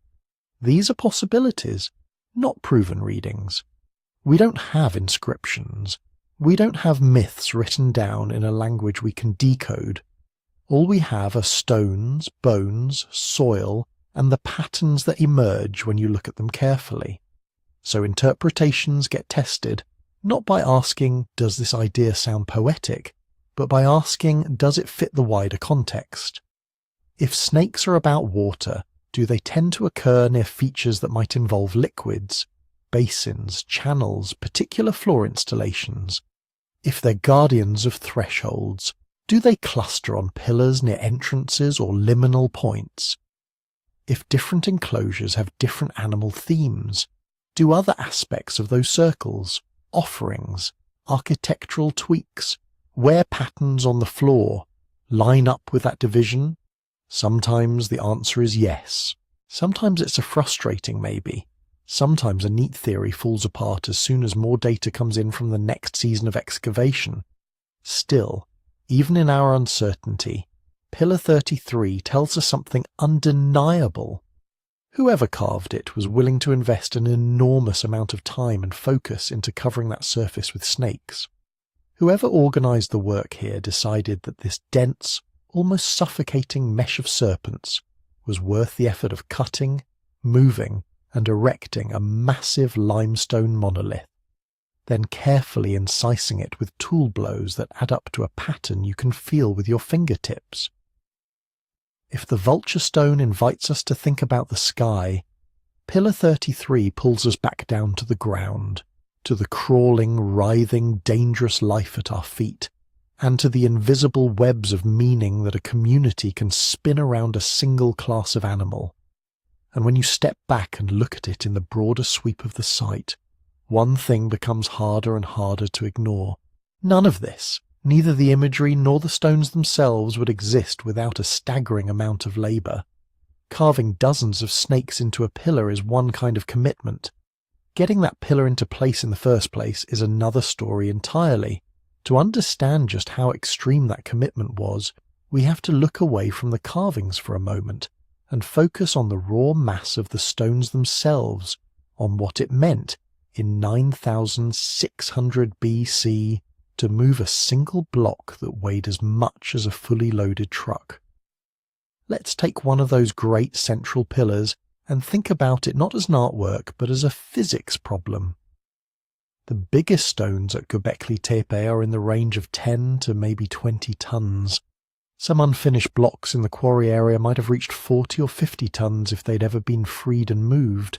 Even if we stay conservative and imagine a block of, say, 15 tons, we're still talking about a single piece of limestone that weighs as much as a loaded semi-truck. Now imagine that truck has no wheels, just you, your friends, and a bare stone sitting partway up a rocky hill. The first issue is simple mass. To even budge something like that, you have to overcome static friction, the tendency of heavy objects to sit there and ignore you. Experiments with similar stones suggest that with a reasonably smooth surface under the block and good wooden sledges, you might get away with something like 20 to 40 people pulling a 10-ton stone on level ground. But Göbekli Tepe isn't on level ground, it's on a ridge, with slopes, uneven surfaces, and patches of loose rock and soil. There are no metal tools, no draft animals, no wheels, no pulleys. Archaeologists and engineers who model this kind of work usually talk in ranges because there are so many unknowns. How polished were the sled runners? How well packed was the path? Did they lubricate it with water, mud, or animal fat? Were they pulling uphill, downhill, or along a contour? Under decent conditions, good sled, compacted path, slight slope, you might move a 10 to 15-ton block with, say, 40 to 80 people hauling, and another dozen or two handling levers and stabilizing ropes. Push that up toward 30 or 40 tons, and suddenly you're in the territory of 150, 200, maybe more, depending on how cautious you want to be. And caution matters. If a 30-ton monolith slips sideways on a hill, there's not much you can do except get out of the way and hope nobody's crushed. That's why most plausible reconstructions of Göbekli Tepe's construction start with the same basic toolkit: sledges, rollers, levers, ropes, and ramps. You can picture the sequence. First, somebody cuts a trench around the outline of the pillar in the bedrock, then undercuts it until the block lies free on a kind of stone pedestal. Wooden levers, simple pry bars, start to wobble it, just enough to work thick beams or sled runners underneath. Next comes the path. You don't drag a raw stone over jagged ground if you can help it. You build the road first. Packed earth ramps, perhaps faced with smaller stones, logs laid crosswise as rollers in some stretches, or a continuous wooden sled track. The path doesn't have to be long. Some quarries are only tens of meters from their final circles, but every meter matters when your cargo could kill someone if it tips. Ropes of twisted plant fibers or animal hide get lashed around the pillar or its sled. People line up, in front to pull, at the sides with guide ropes, at the back with levers to nudge and pivot. Someone, maybe several someones, has to be calling the rhythm, giving signals, deciding when to stop, when to rest, when to try that awkward turn. A little water, wet clay, or animal fat spread on the path can cut friction dramatically. That sounds almost trivial, but in real experiments it can halve the pulling force you need. Suddenly 80 people can do what would otherwise have taken 150. All of this is within the reach of Stone Age technology. No supernatural machinery required. No lost industrial civilization. Just patient engineering and a very clear sense of what a log, a rope, and a slope can do when you combine them properly. But even if the methods are simple, the numbers pose a different sort of puzzle. A typical hunter-gatherer band in many ethnographic studies sits somewhere around 20 to 50 people. Sometimes a little more, sometimes a little less. That's the scale of a group that can move together, make decisions, share food, and not tear itself apart under normal conditions. To get 100, 200, or more adults together in one place for coordinated heavy labour, you need aggregation. Multiple bands converging at the same time. Seasonal gatherings like this are actually well documented in hunter-gatherer societies. People come together when a particular resource peaks. A salmon run, a mass migration of caribou, the ripening of a specific plant. For a few weeks, the population of a valley can swell far beyond what it supports the rest of the year. Göbekli Tepe might be exactly that kind of place, a ritual and feasting centre where groups who normally ranged across separate territories came together, bringing meat, hides, tools and labour. In that context, the labour problem becomes tricky, but not impossible.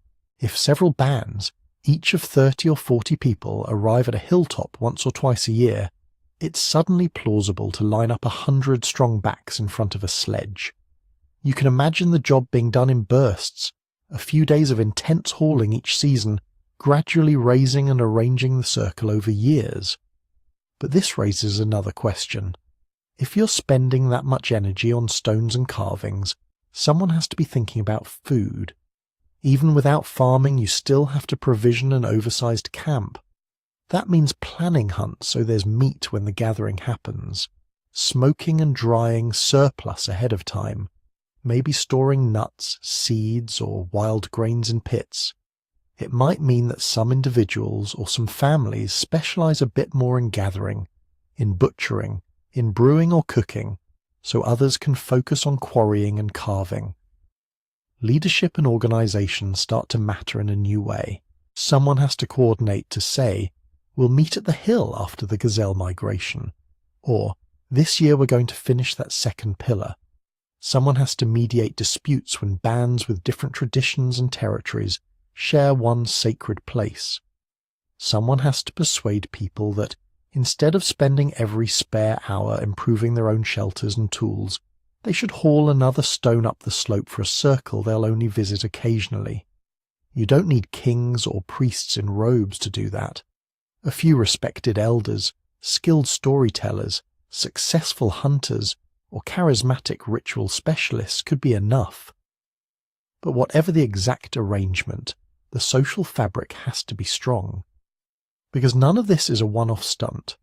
The quarry scars and layered enclosures at Göbekli Tepe tell us this wasn't a single building season. It was a project maintained and renewed over generations. So we end up with a deeper puzzle, layered underneath the physics and the engineering. Not how do you move a 50-ton stone. We can sketch out reasonable answers to that with logs and ramps and ropes. The more unsettling question is, why do you convince people to move a 50-ton stone not once but again and again? What story, what shared belief, what emotional charge makes that effort feel not like a burden, but like a necessary act? To get closer to that, we have to look not just at how these people moved, but how they gathered, how rituals, feasts, and shared symbols might have come first, and how the world of Göbekli Tepe could have pulled scattered groups into something new. Klaus Schmidt's answer to that deeper puzzle was bold enough to make a lot of archaeologists uncomfortable. He looked at this barren limestone ridge, at its oversized pillars and animal swarms and carefully backfilled enclosures, and suggested something that flipped an old story upside down. For decades, the standard picture went like this. First people settle down, then they farm, then surplus food support specialists, and only after that do you get big public buildings and elaborate temples. Villages build belief, granaries pay for priests. Schmidt walked up that hill and said, maybe not. Maybe, in this corner of the world at least, it went the other way around. Temple first, farm second. In his view, places like Göbekli Tepe weren't side effects of agriculture. They were engines that helped create it. Imagine how this might work in practice. Once or twice a year, scattered bands converge on the hilltop. They bring meat from gazelle and aurochs hunts, maybe baskets of gathered fruits and nuts, skins of fermented drink made from wild plants or honey, fires, noise, stories, and whatever rituals those T-shaped stones demanded. If that kind of gathering becomes a tradition, predictability starts to matter. You don't want to show up to the great feast with empty hands. You don't want a drought or a bad hunting season to make the ritual impossible, so you start to hedge against uncertainty. The landscape around Göbekli Tepe is even today friendly to certain plants. Wild einkorn wheat, wild barley, several species of wild pulses. Long before anyone built stone houses or ploughed fields, people here would have known those plants intimately, where they grew, when they ripened, how they responded to rain or lack of it. Now add the pressure of regular, large gatherings.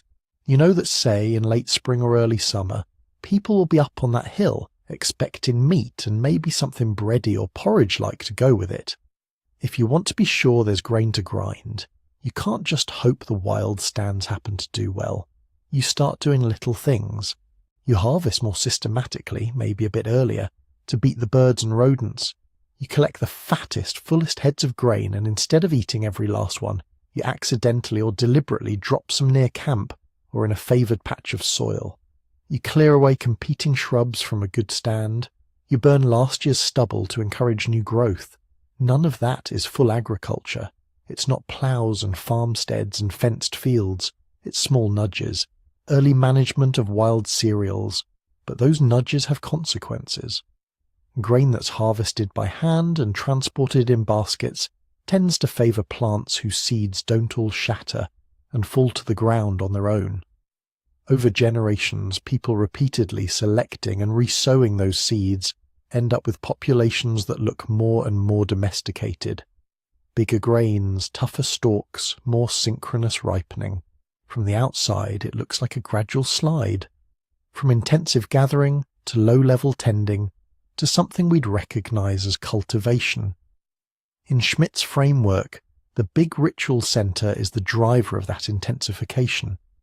If the feast on the hill is the social and spiritual heart of your year, if your group status depends on how much food you can lay out, if certain offerings of bread or beer or porridge become part of the ceremony, then managing wild cereals stops being an optional side activity and starts becoming a duty. The temple demands grain, and so you learn to make grain more reliable. Some researchers have taken that further, suggesting that early brewing, fermenting wild grains into beer-like drinks for ritual use, could have been one of the strongest incentives to keep cereal plots going. Beer instead of bread as the original motive for farming. It's an appealing idea, though still speculative. Either way, Schmidt's basic claim was clear. Large, fixed ritual spaces could come before permanent villages and fields. They could be the magnet that pulled people back to the same place again and again, slowly turning a ritual landscape into an economic one. Not everyone agrees. Many archaeologists now prefer to see a more tangled co-evolutionary process. In that view, there isn't a neat sequence where step 1 is temple, step 2 is village, step 3 is field. Instead, you have mobile groups experimenting with semi-permanent camps in especially rich areas. They start storing food in pits. They return seasonally to the same spots. Structures get a bit more solid, a bit more elaborate. Rituals coalesce around particular locations, while practical concerns, water, nearby game, plant resources, quietly shape which locations thrive. Ritual and subsistence and settlement are all changing together, each nudging the others forward. From this angle, Göbekli Tepe might be one dramatic node in a much larger web of change, not a lone temple standing before everything else, but part of a broader shift in how people thought about places, seasons and obligations. What everyone does agree on is timing. However we interpret its function, Göbekli Tepe is early. Very early. We're comfortably in the pre-pottery Neolithic, before ceramics, before clear evidence of domesticated animals in this region, before the full suite of settled farming villages we see a bit later in places like the upper Tigris and Euphrates valleys. In the centuries after Göbekli Tepe's main phase, this wider region starts to produce some of the earliest solid evidence for domesticated cereals and managed herds. Sites not so far away show corn and barley with domestication traits, sheep and goats under more direct human control, more permanent architecture. Is that a coincidence of geography? The same hills that were good for wild wheat also being good for early farming? Or is there a chain of cause and effect that runs through the great stone circles on the hill? Those are the questions that keep this place fascinating. Did belief build the village, carving its demands into limestone and forcing people to invent new ways to feed a growing ritual calendar? Or did slowly stabilizing camps and early serial plots create the spare time, the surplus, and the social complexity that let people dream up a sanctuary of animal pillars and buried enclosures? We don't have a final answer. We have patterns in charred seeds, wear on grinding stones, the layout of enclosures, and comparisons to younger sites. We have Schmidt's daring proposal and the more cautious models of his colleagues. And we have this stubborn hill, older than pottery, older than any known farm, insisting that whatever the sequence was, it wasn't simple. If you'd like to wander further into that world, into the long, strange transition from roaming bands to settled fields, I go much deeper into these early Neolithic experiments in my book at sleepytimehistory.com, which happens to be discounted this week. For now, though, we'll stay with the stones. Because at some point, after centuries of gatherings and carvings and quiet experiments with plants and animals, something just as strange happened on that ridge. The people who built Göbekli Tepe began to bury it. Archaeologists can see that shift in the dirt. When they peel back Göbekli Tepe's history, they don't just find one moment frozen in stone, they find layers, phases, different ways of using the same hill. The oldest, deepest monumental phase is what we've been talking about so far, what's usually called Layer 3. Those are the big showy enclosures, massive T-shapes, some over 5 meters tall, broad stone circles you could walk into and feel small, a stage set for gatherings on a scale that's hard to picture without cities but clearly didn't need them. Above that, though, is something different. Archaeologists call it Layer 2. It's younger, closer to our time, but still deep in the pre-pottery Neolithic, and when you move into that layer the mood shifts. The pillars are still there, the T-shapes don't disappear, but they shrink. Instead of towering monoliths in broad circular courts, you get smaller uprights, often under 2 meters tall, worked with less ambition. The architecture around them changes too. The big open enclosures give way to tighter stone rooms, low curving walls, spaces that feel more like compartments than theatres. You can imagine walking through this later phase very differently. Instead of descending into a huge echoing circle, dominated by 2 giant central pillars, you thread your way between shorter walls. You pass narrow thresholds, maybe duck under low doorways. You enter rooms that might only hold a handful of people at a time. It's as if the site's monumental voice has grown quieter. What does that mean? One possibility is scale. Layer 3 looks like it could accommodate large periodic gatherings, dozens of people at least, maybe many more, converging for rare, intense events. Layer 2, with its smaller installations, suggests more routine, smaller group activity. Perhaps the rituals that once demanded mass participation were being broken up, localized, folded into the everyday life of smaller communities. Another possibility is social change. Over the centuries, people in this region seem to have been edging toward more settled lives. Not permanent towns everywhere, but more fixed camps, longer occupations, heavier architecture.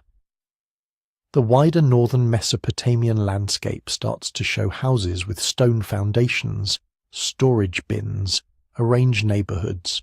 If your community is now living most of the year in or near a particular spot, you no longer need one giant, spectacular place that draws everyone from a huge radius all at once. You might instead build a network of smaller sacred spaces, closer to home, easier to maintain, used more frequently by tighter social units. Layer 2 at Göbekli Tepe could be part of that shift. The pillars here often still carry carvings, foxes, snakes, abstract symbols. But the art is generally less exuberant, less deeply cut than on the huge beasts of the older enclosures. Some of the motifs repeat in simplified form, like memories of an earlier visual language being passed down and abbreviated. That's one of the most important clues: continuity. The T-shape itself, that stylized human form with arms and belt and hands, doesn't vanish. It's still there, even when the stones are smaller, even when the architecture tightens. The same basic idea, that these pillars are not just posts but beings, presences, seems to persist. If an entirely new population had swept in and taken over, you might expect more radical change. Different symbols, different building logic. Instead, we see a thinning and rearranging of an existing tradition. It feels less like replacement, more like inheritance under new conditions. Imagine a community whose grandparents built those enormous rings. They grew up hearing stories about the old ceremonies, about nights when the hill blazed with firelight and people arrived from far beyond the horizon. But their own lives are different. They may have more regular access to grain, more reliance on specific plant patches they help manage. Their camps may be spending more months in one place. Obligations and alliances could be settling into new shapes. The great convening on the hill might still matter, but its role could be changing, from the center of everything to one powerful node in a growing web of villages and ritual spots. Layer 2 can be read as an architectural echo of that transformation. Quieter stones for groups that no longer need or no longer can support. The extravagance of 5-meter pillars. Low walls marking out spaces where ritual is still important, but woven more tightly into everyday settlement patterns. The sacred scaled down without being abandoned. Across the region, we see parallel signs of adjustment. A bit later, at younger sites, houses cluster more firmly. Storage becomes more elaborate. Domesticated cereals and animals start to appear in ways that are hard to ignore. The rhythms of life are slowing, solidifying. Göbekli Tepe's later phase sits in the middle of that process. It's still not a village in the classic sense, no neat grid of houses marching across the ridge, but it doesn't feel as purely episodic and extraordinary as the earliest giant circles. It reads more like a ritual quarter in a landscape where people are beginning to think of particular places as permanent, and that in turn sets up a deeper question. If Layer 2 shows us a gentler, reduced, almost domesticated version of the original vision, if the stones get smaller, the space is more constrained, the gatherings perhaps more local, what comes next? At some point, building slows. New enclosures are no longer cut from the bedrock. Maintenance gives way to modification, then to neglect. The people who still come here start doing something very deliberate with the old rings and their guardians. They begin to fill them in. Layer 2 is the bridge between the age when Göbekli Tepe was reaching for the sky with colossal human-shaped pillars, and the age when those same pillars would disappear beneath tons of carefully placed rubble. Understanding that quieter, later phase helps us see that the end was probably not sudden. It wasn't a dramatic abandonment in a single season. It looks more like a long fade, shrinking stones, shifting rituals, and then, finally, the decision that the best way to honour this place was not to keep adding to it, but to bury it.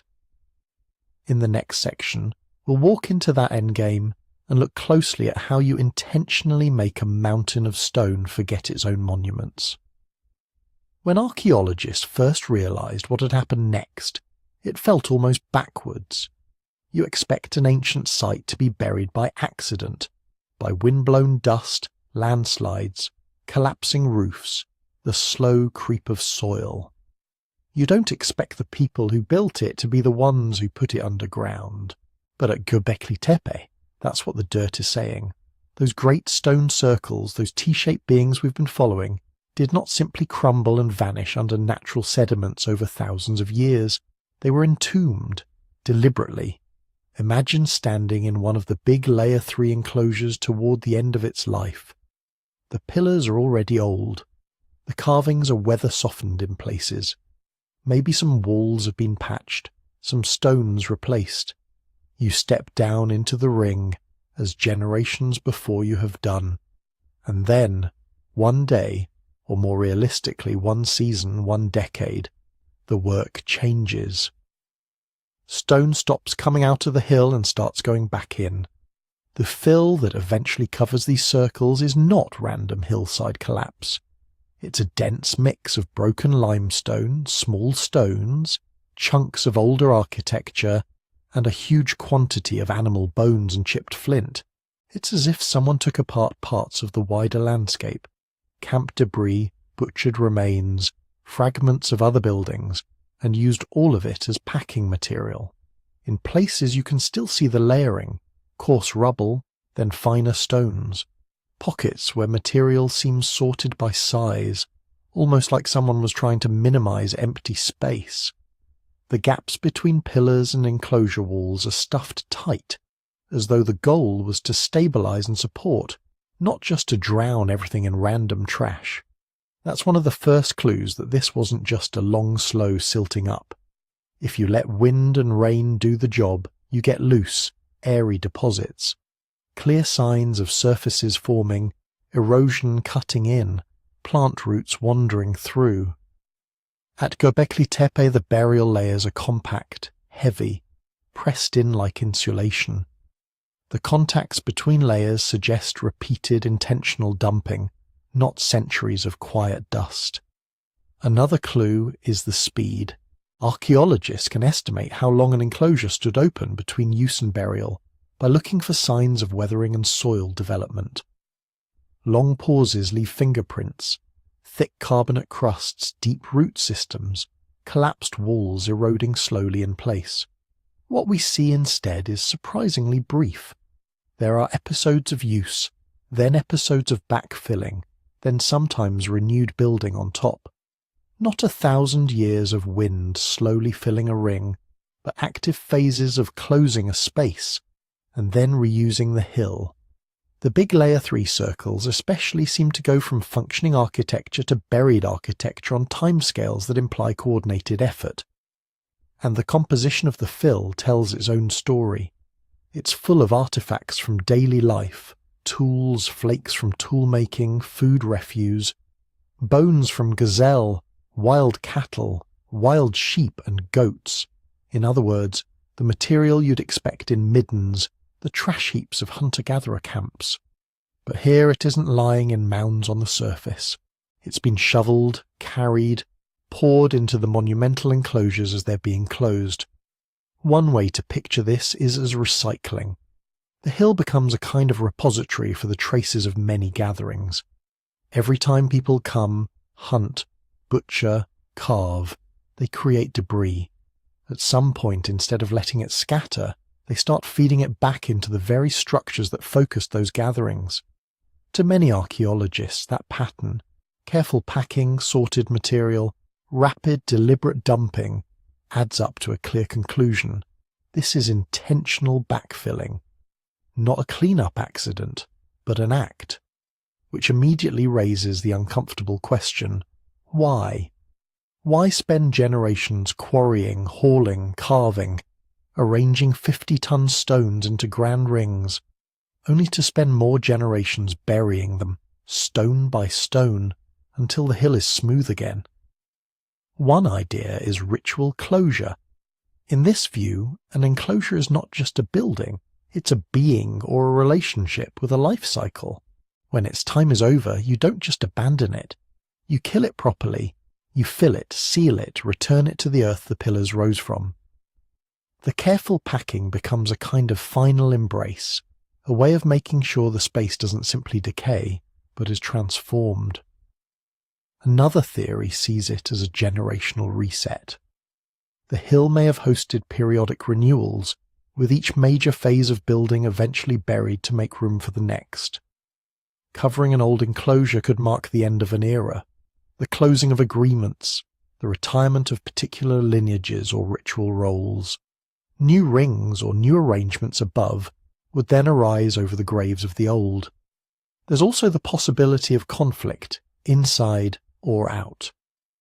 As social networks grew more complex across the region, not everyone may have agreed on who controlled the hill or what it should be used for. Some researchers have suggested that backfilling might represent a decision, perhaps by a victorious group, perhaps by a weary coalition, to neutralize a powerful but contested place.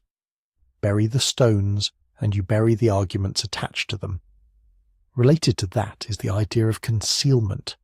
If outsiders were beginning to move through the region more frequently, if population densities were rising, a hilltop studded with potent ancestral monuments might start to feel vulnerable. Hiding them under tons of rubble could protect them from desecration or from people who didn't share the same understandings. None of these explanations has overwhelming proof. Each fits some aspects of the evidence and struggles with others. The truth may have braided several motives together: reverence, politics, exhaustion, fear. And all of this is happening against a background that is itself shifting. The climate in the early Holocene is generally more stable and warmer than during the glacial millennia before, but it's not static. There are wetter and drier swings, changes in vegetation, fluctuations in the herds people depend on.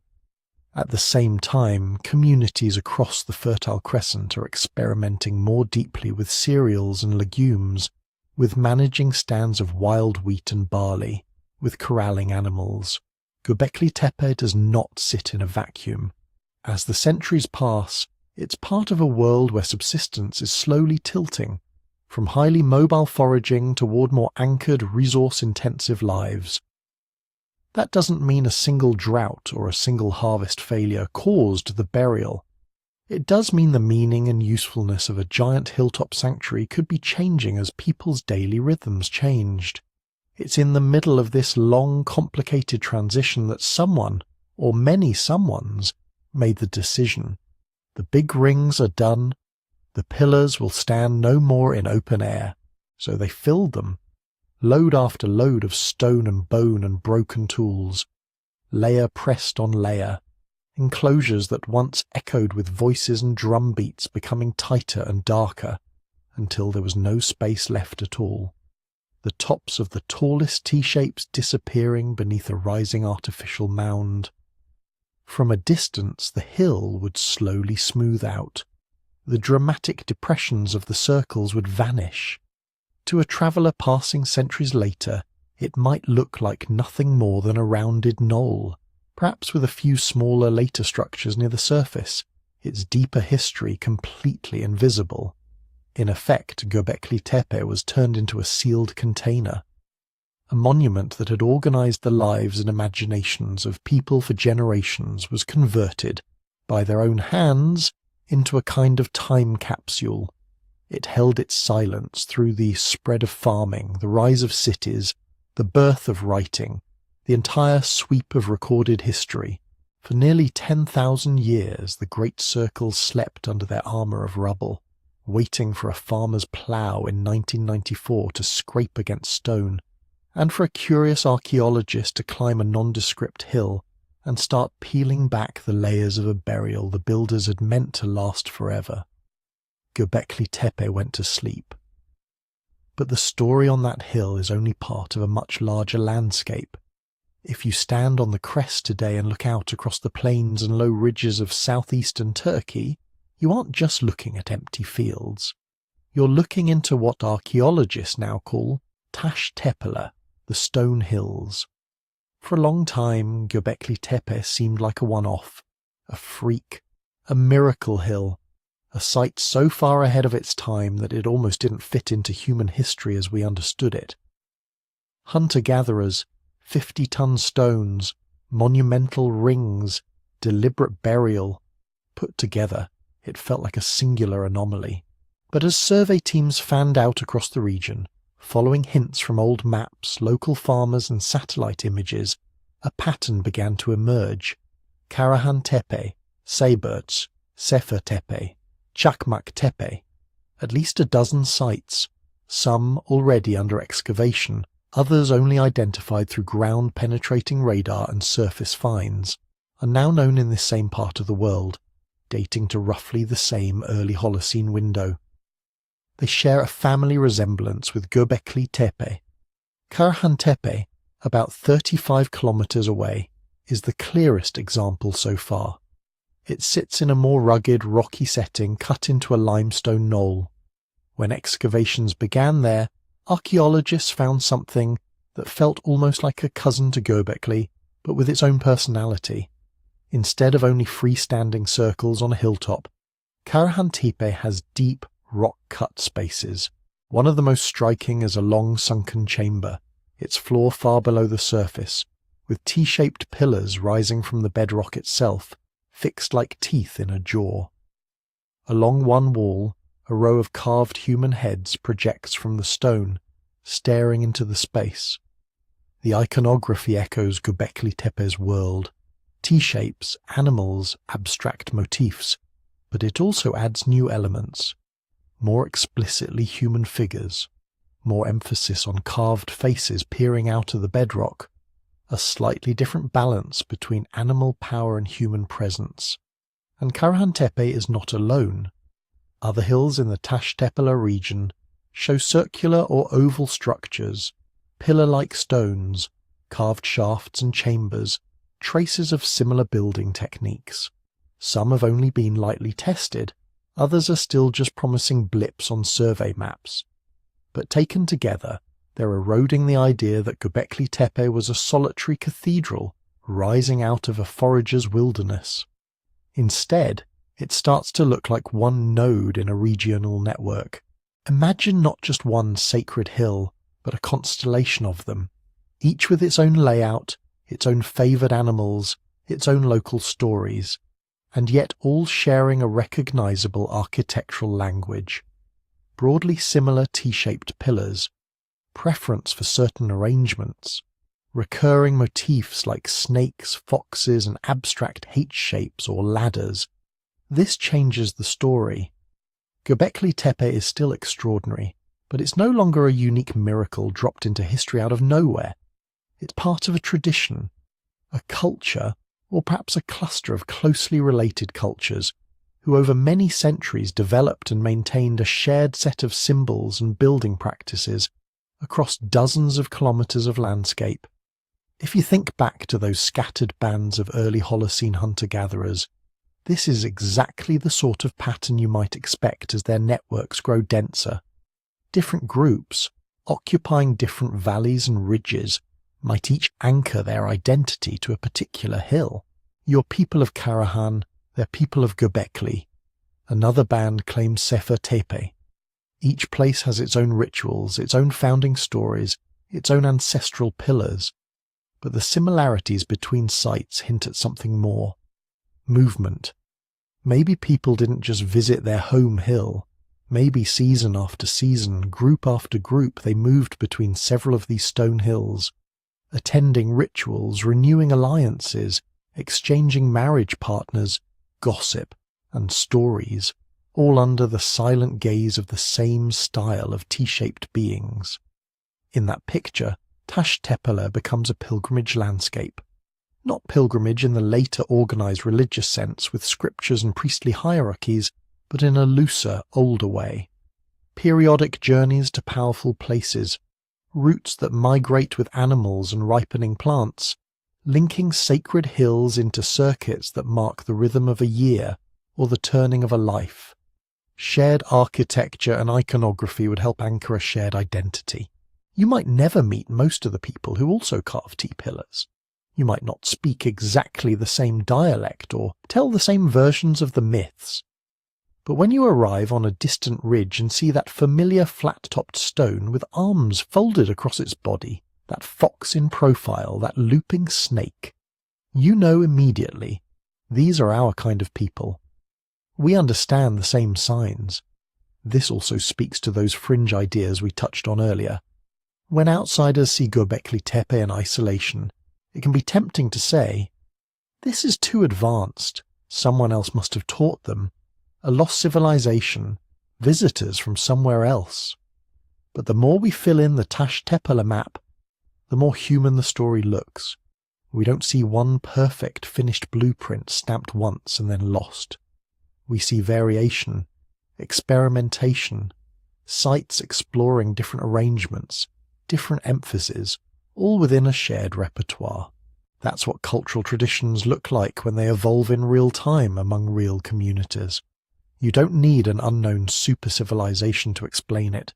You need people who are already very good at talking, remembering, imitating, and modifying what their neighbours do, which by 9600 BC our species absolutely was.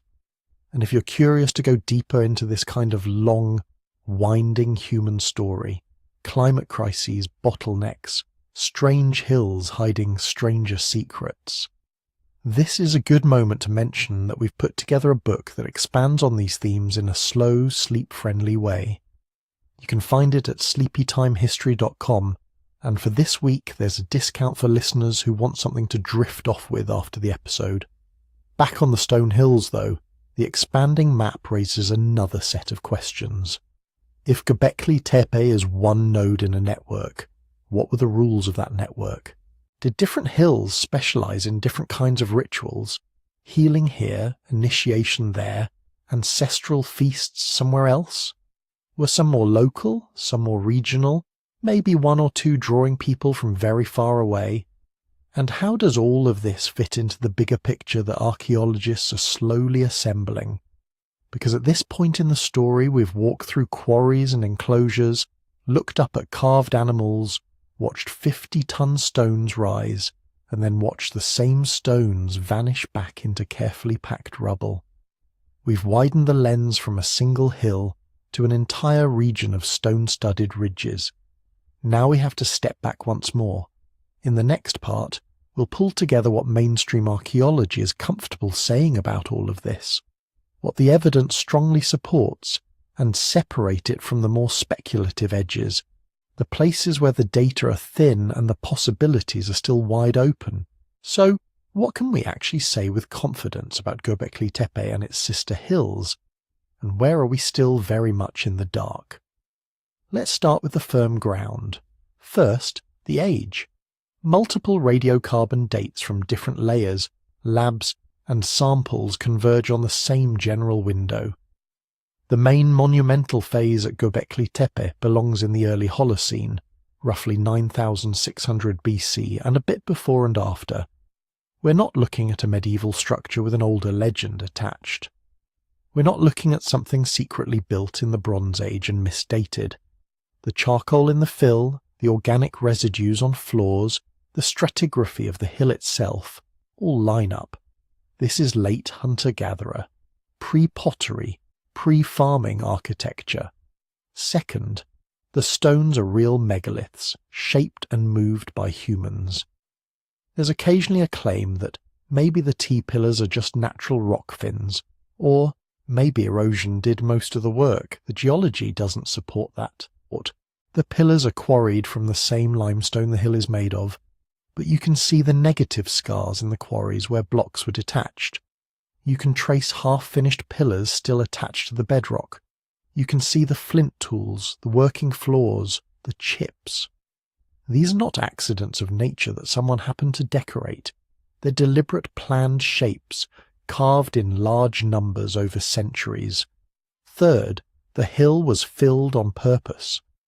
The enclosures at Göbekli Tepe did not gradually silt up from wind-blown dust, or collapse under their own weight, and then slowly disappear under natural landslide debris. The fill is a dense, heterogeneous mixture of broken stone, animal bones, flint flakes, and other cultural debris, packed snugly around once-standing pillars. In some places you can still see the clean cut of a pit dug down past older layers to bury a ring. It looks like episodes of deliberate backfilling done while the structures were still structurally sound. Fourth, the quarrying was local. We don't see evidence that stones were dragged from dozens of kilometres away. The main source of limestone is the very hill they were building on, and its immediate flanks. That doesn't make moving a 50-ton pillar easy, but it means the logistics are within the reach of coordinated local labour. People who know every crack in that ridge, who chip stone there every season, who refine their techniques over generations, those are the anchors in the story. Early date, human-made megaliths, intentional burial, local stone. As soon as we move into the why questions, the floor gets softer. We don't really know the function of Göbekli Tepe and the other stone hills. Temple is a convenient shorthand, but it comes loaded with later ideas. Priests, doctrines, stable gods that may not fit. The evidence we have points to places of gathering, of ritual, of feasting. There are huge quantities of animal bones, especially from wild game. There's little sign of day-to-day domestic life in the earliest levels. No ovens for daily bread, no dense trash of long-term settlement. That suggests these weren't ordinary villages. But beyond that, we're in the realm of inference. We also don't know what most of the symbols meant. Were the foxes clan emblems, spirit helpers, calendar markers? Were the snakes associated with rainfall, or the underworld, or just a powerful local animal everyone respected? Did the abstract H-shapes and ladders refer to constellations, or social ranks, or something else entirely? We can propose analogies from later cultures, from modern forager groups, from mythology around the world. But no carved inscription tells us this is the story of X, and no living tradition can be traced with confidence all the way back to these specific stones. The social organization that made this all possible is also mostly invisible. To raise and carve these stones, you need more than muscle. You need planning, leadership, shared ideas about how things should look. You need agreements about who provides food for the workers, who decides when an enclosure is finished, who has the right to stand where when rituals are performed. The architecture hints at hierarchy, central pillars taller than the rest, entrances that control movement, spaces that feel more or less restricted. But whether that hierarchy was permanent or situational, tied to age, gender, mythic roles, or all of the above, we can't say with certainty. And then there's the biggest open question of all: why bury it? We know the burial was deliberate. We don't know the motive. Was it about closure, ritually killing, an old sacred space when its time was done? Was it practical, stabilizing the hill, or clearing the surface for new constructions higher up? Was it connected to shifts in belief, in climate, in economy? Perhaps as people began to experiment more seriously with cultivation and herding, the old way of doing ritual at Göbekli Tepe no longer fit, and the safest thing, symbolically and socially, was to fold the old stones back into the earth. These are real mysteries, and it's natural that your mind might reach for a big, neat solution. This is where the phrase lost civilization often walks into the room. Standing in front of a 6-meter-tall pillar carved by hunter-gatherers, many people think, how could they do this without help? Maybe an earlier advanced culture taught them how. Maybe that culture vanished, leaving only hints like these. It's an understandable reaction. Our brains like teachers. We don't like to imagine that a community we might dismiss as simple could invent such complexity on its own. But when archaeologists actually dig into the dirt, the pattern doesn't demand a hidden super-civilization. Instead of a single older blueprint appearing fully formed and then being lost, we see gradual change. Earlier, smaller structures underlie later, more imposing ones. Toolkits evolve. People get better at quarrying, at shaping stone, at organizing space. Nearby sites show related but not identical experiments. Over hundreds of years, skills spread and mutate. That's what cultural evolution looks like when it's happening in plain sight.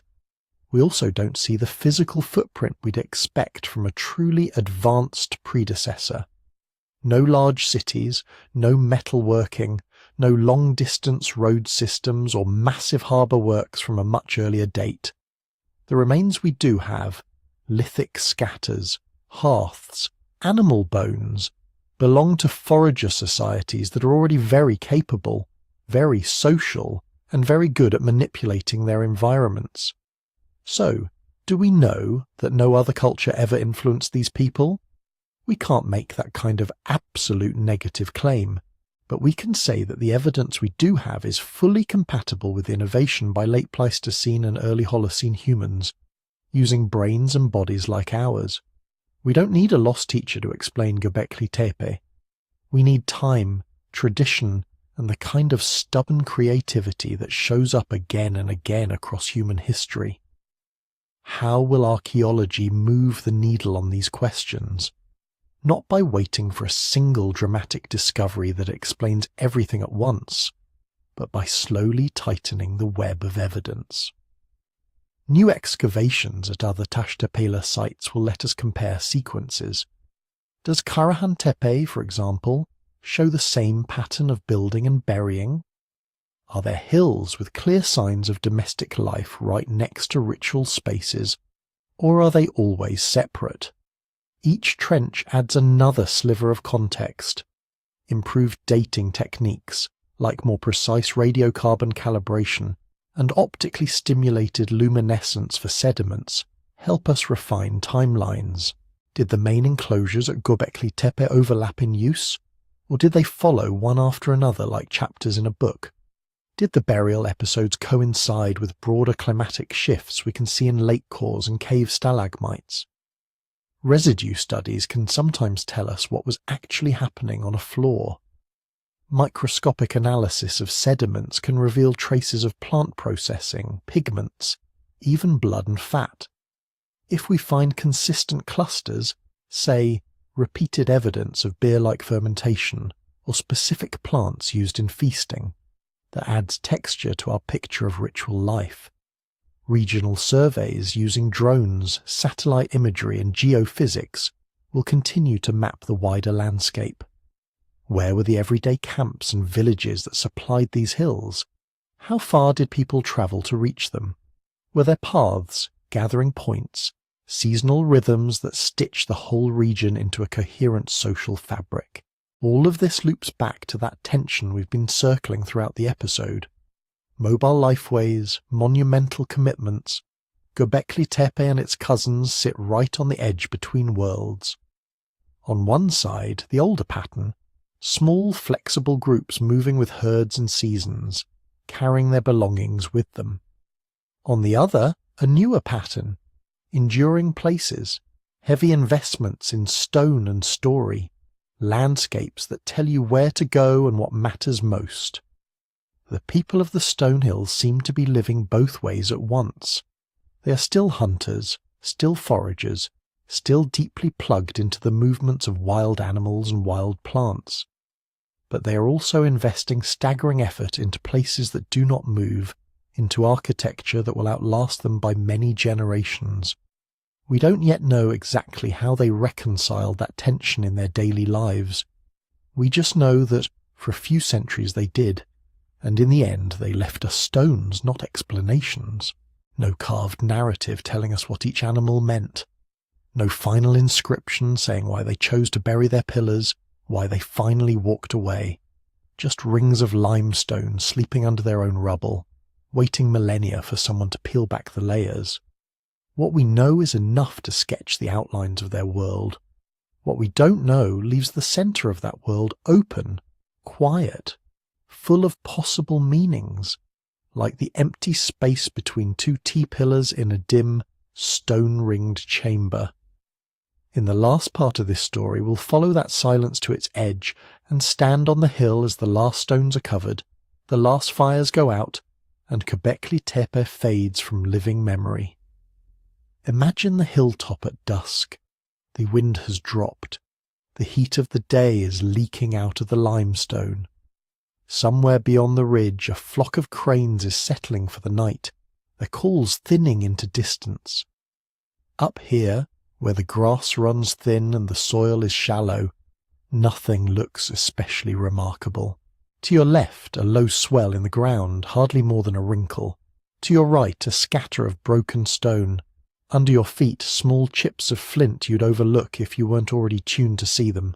Beneath all of this, the pillars. 6-meter T-shapes standing in the dark, shoulder to shoulder with the compacted bones of animals, the flakes of broken tools, the ash from feasts long cooled. Foxes and snakes and cranes carved in relief, their stories folded inward, pressed into silence by tons of backfill. Once people gathered here from miles around. Small bands, maybe a few dozen souls at a time, slipping out of their winter valleys or upland camps to converge on this stony ridge. They brought meat and hides, obsidian and fine flint, songs and stories. For centuries they raised circles, renewed them, walked through their ritual seasons. They touched the central pillars, lit fires nearby, watched shadows slide across carved backs and animal reliefs as the year turned. And then, without any catastrophe we can see, they changed their minds about the place. They did not just abandon the hill to weather and time, they filled it. They took the bones and broken tools and rubble of their own lives and poured them into the enclosures. They tamped the soil in around the pillars until the carvings disappeared, until the T-shapes were sealed like thoughts you decide one day not to share anymore. New structures rose higher up, smaller, squarer, closer to the emerging world of herding and cultivation. Eventually those too went quiet. One day, the last fire burned down. The last person walked away. Grass took the surface. The hill slept. When Klaus Schmidt and his team arrived in the 1990s, they met only that sleeping hill. Everything else had to be coaxed back into the light, grain by grain. We've followed that arc tonight. A gathering place built by mobile communities before farming, used over generations, then carefully buried by the same hands that raised it. If you've drifted through this story with me, I'd love to know where you're listening from. A city apartment, a farm, a dorm room, a night shift break room on the other side of the world. Tell me in the comments. And if you'd like more journeys like this, it helps a lot if you tap like subscribe to the channel and leave a comment before sleep pulls you under. It's a small action on your end, but it tells the algorithm that quiet, curious history is worth showing to other people. If you want to go deeper into these kinds of prehistoric mysteries, I've put together a book about the hidden, stranger-than-fiction chapters of our deep past. Stories like Göbekli Tepe, Denisovans, Ice Age bottlenecks, and more. You can find it at sleepytimehistory.com. That's also where I post updates, bonus chapters, and for now there's a discount this week if you're listening near when this episode comes out. Standing here, at the end of our climb, it's tempting to demand answers. What exactly did each animal mean? Why this hill and not the next one over? Why bury the circles instead of leaving them to crumble? But maybe part of the power of Göbekli Tepe lies in how much it withholds.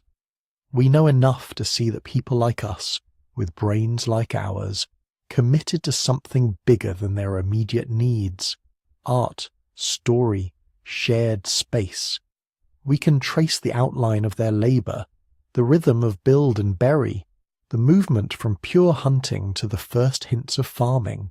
The rest is an open field between the pillars, so as you sink into sleep, you might let one last question hang in that space. When our own monuments, our own cities and screens and towers are long gone, what single hill or building or carved surface would you want some distant future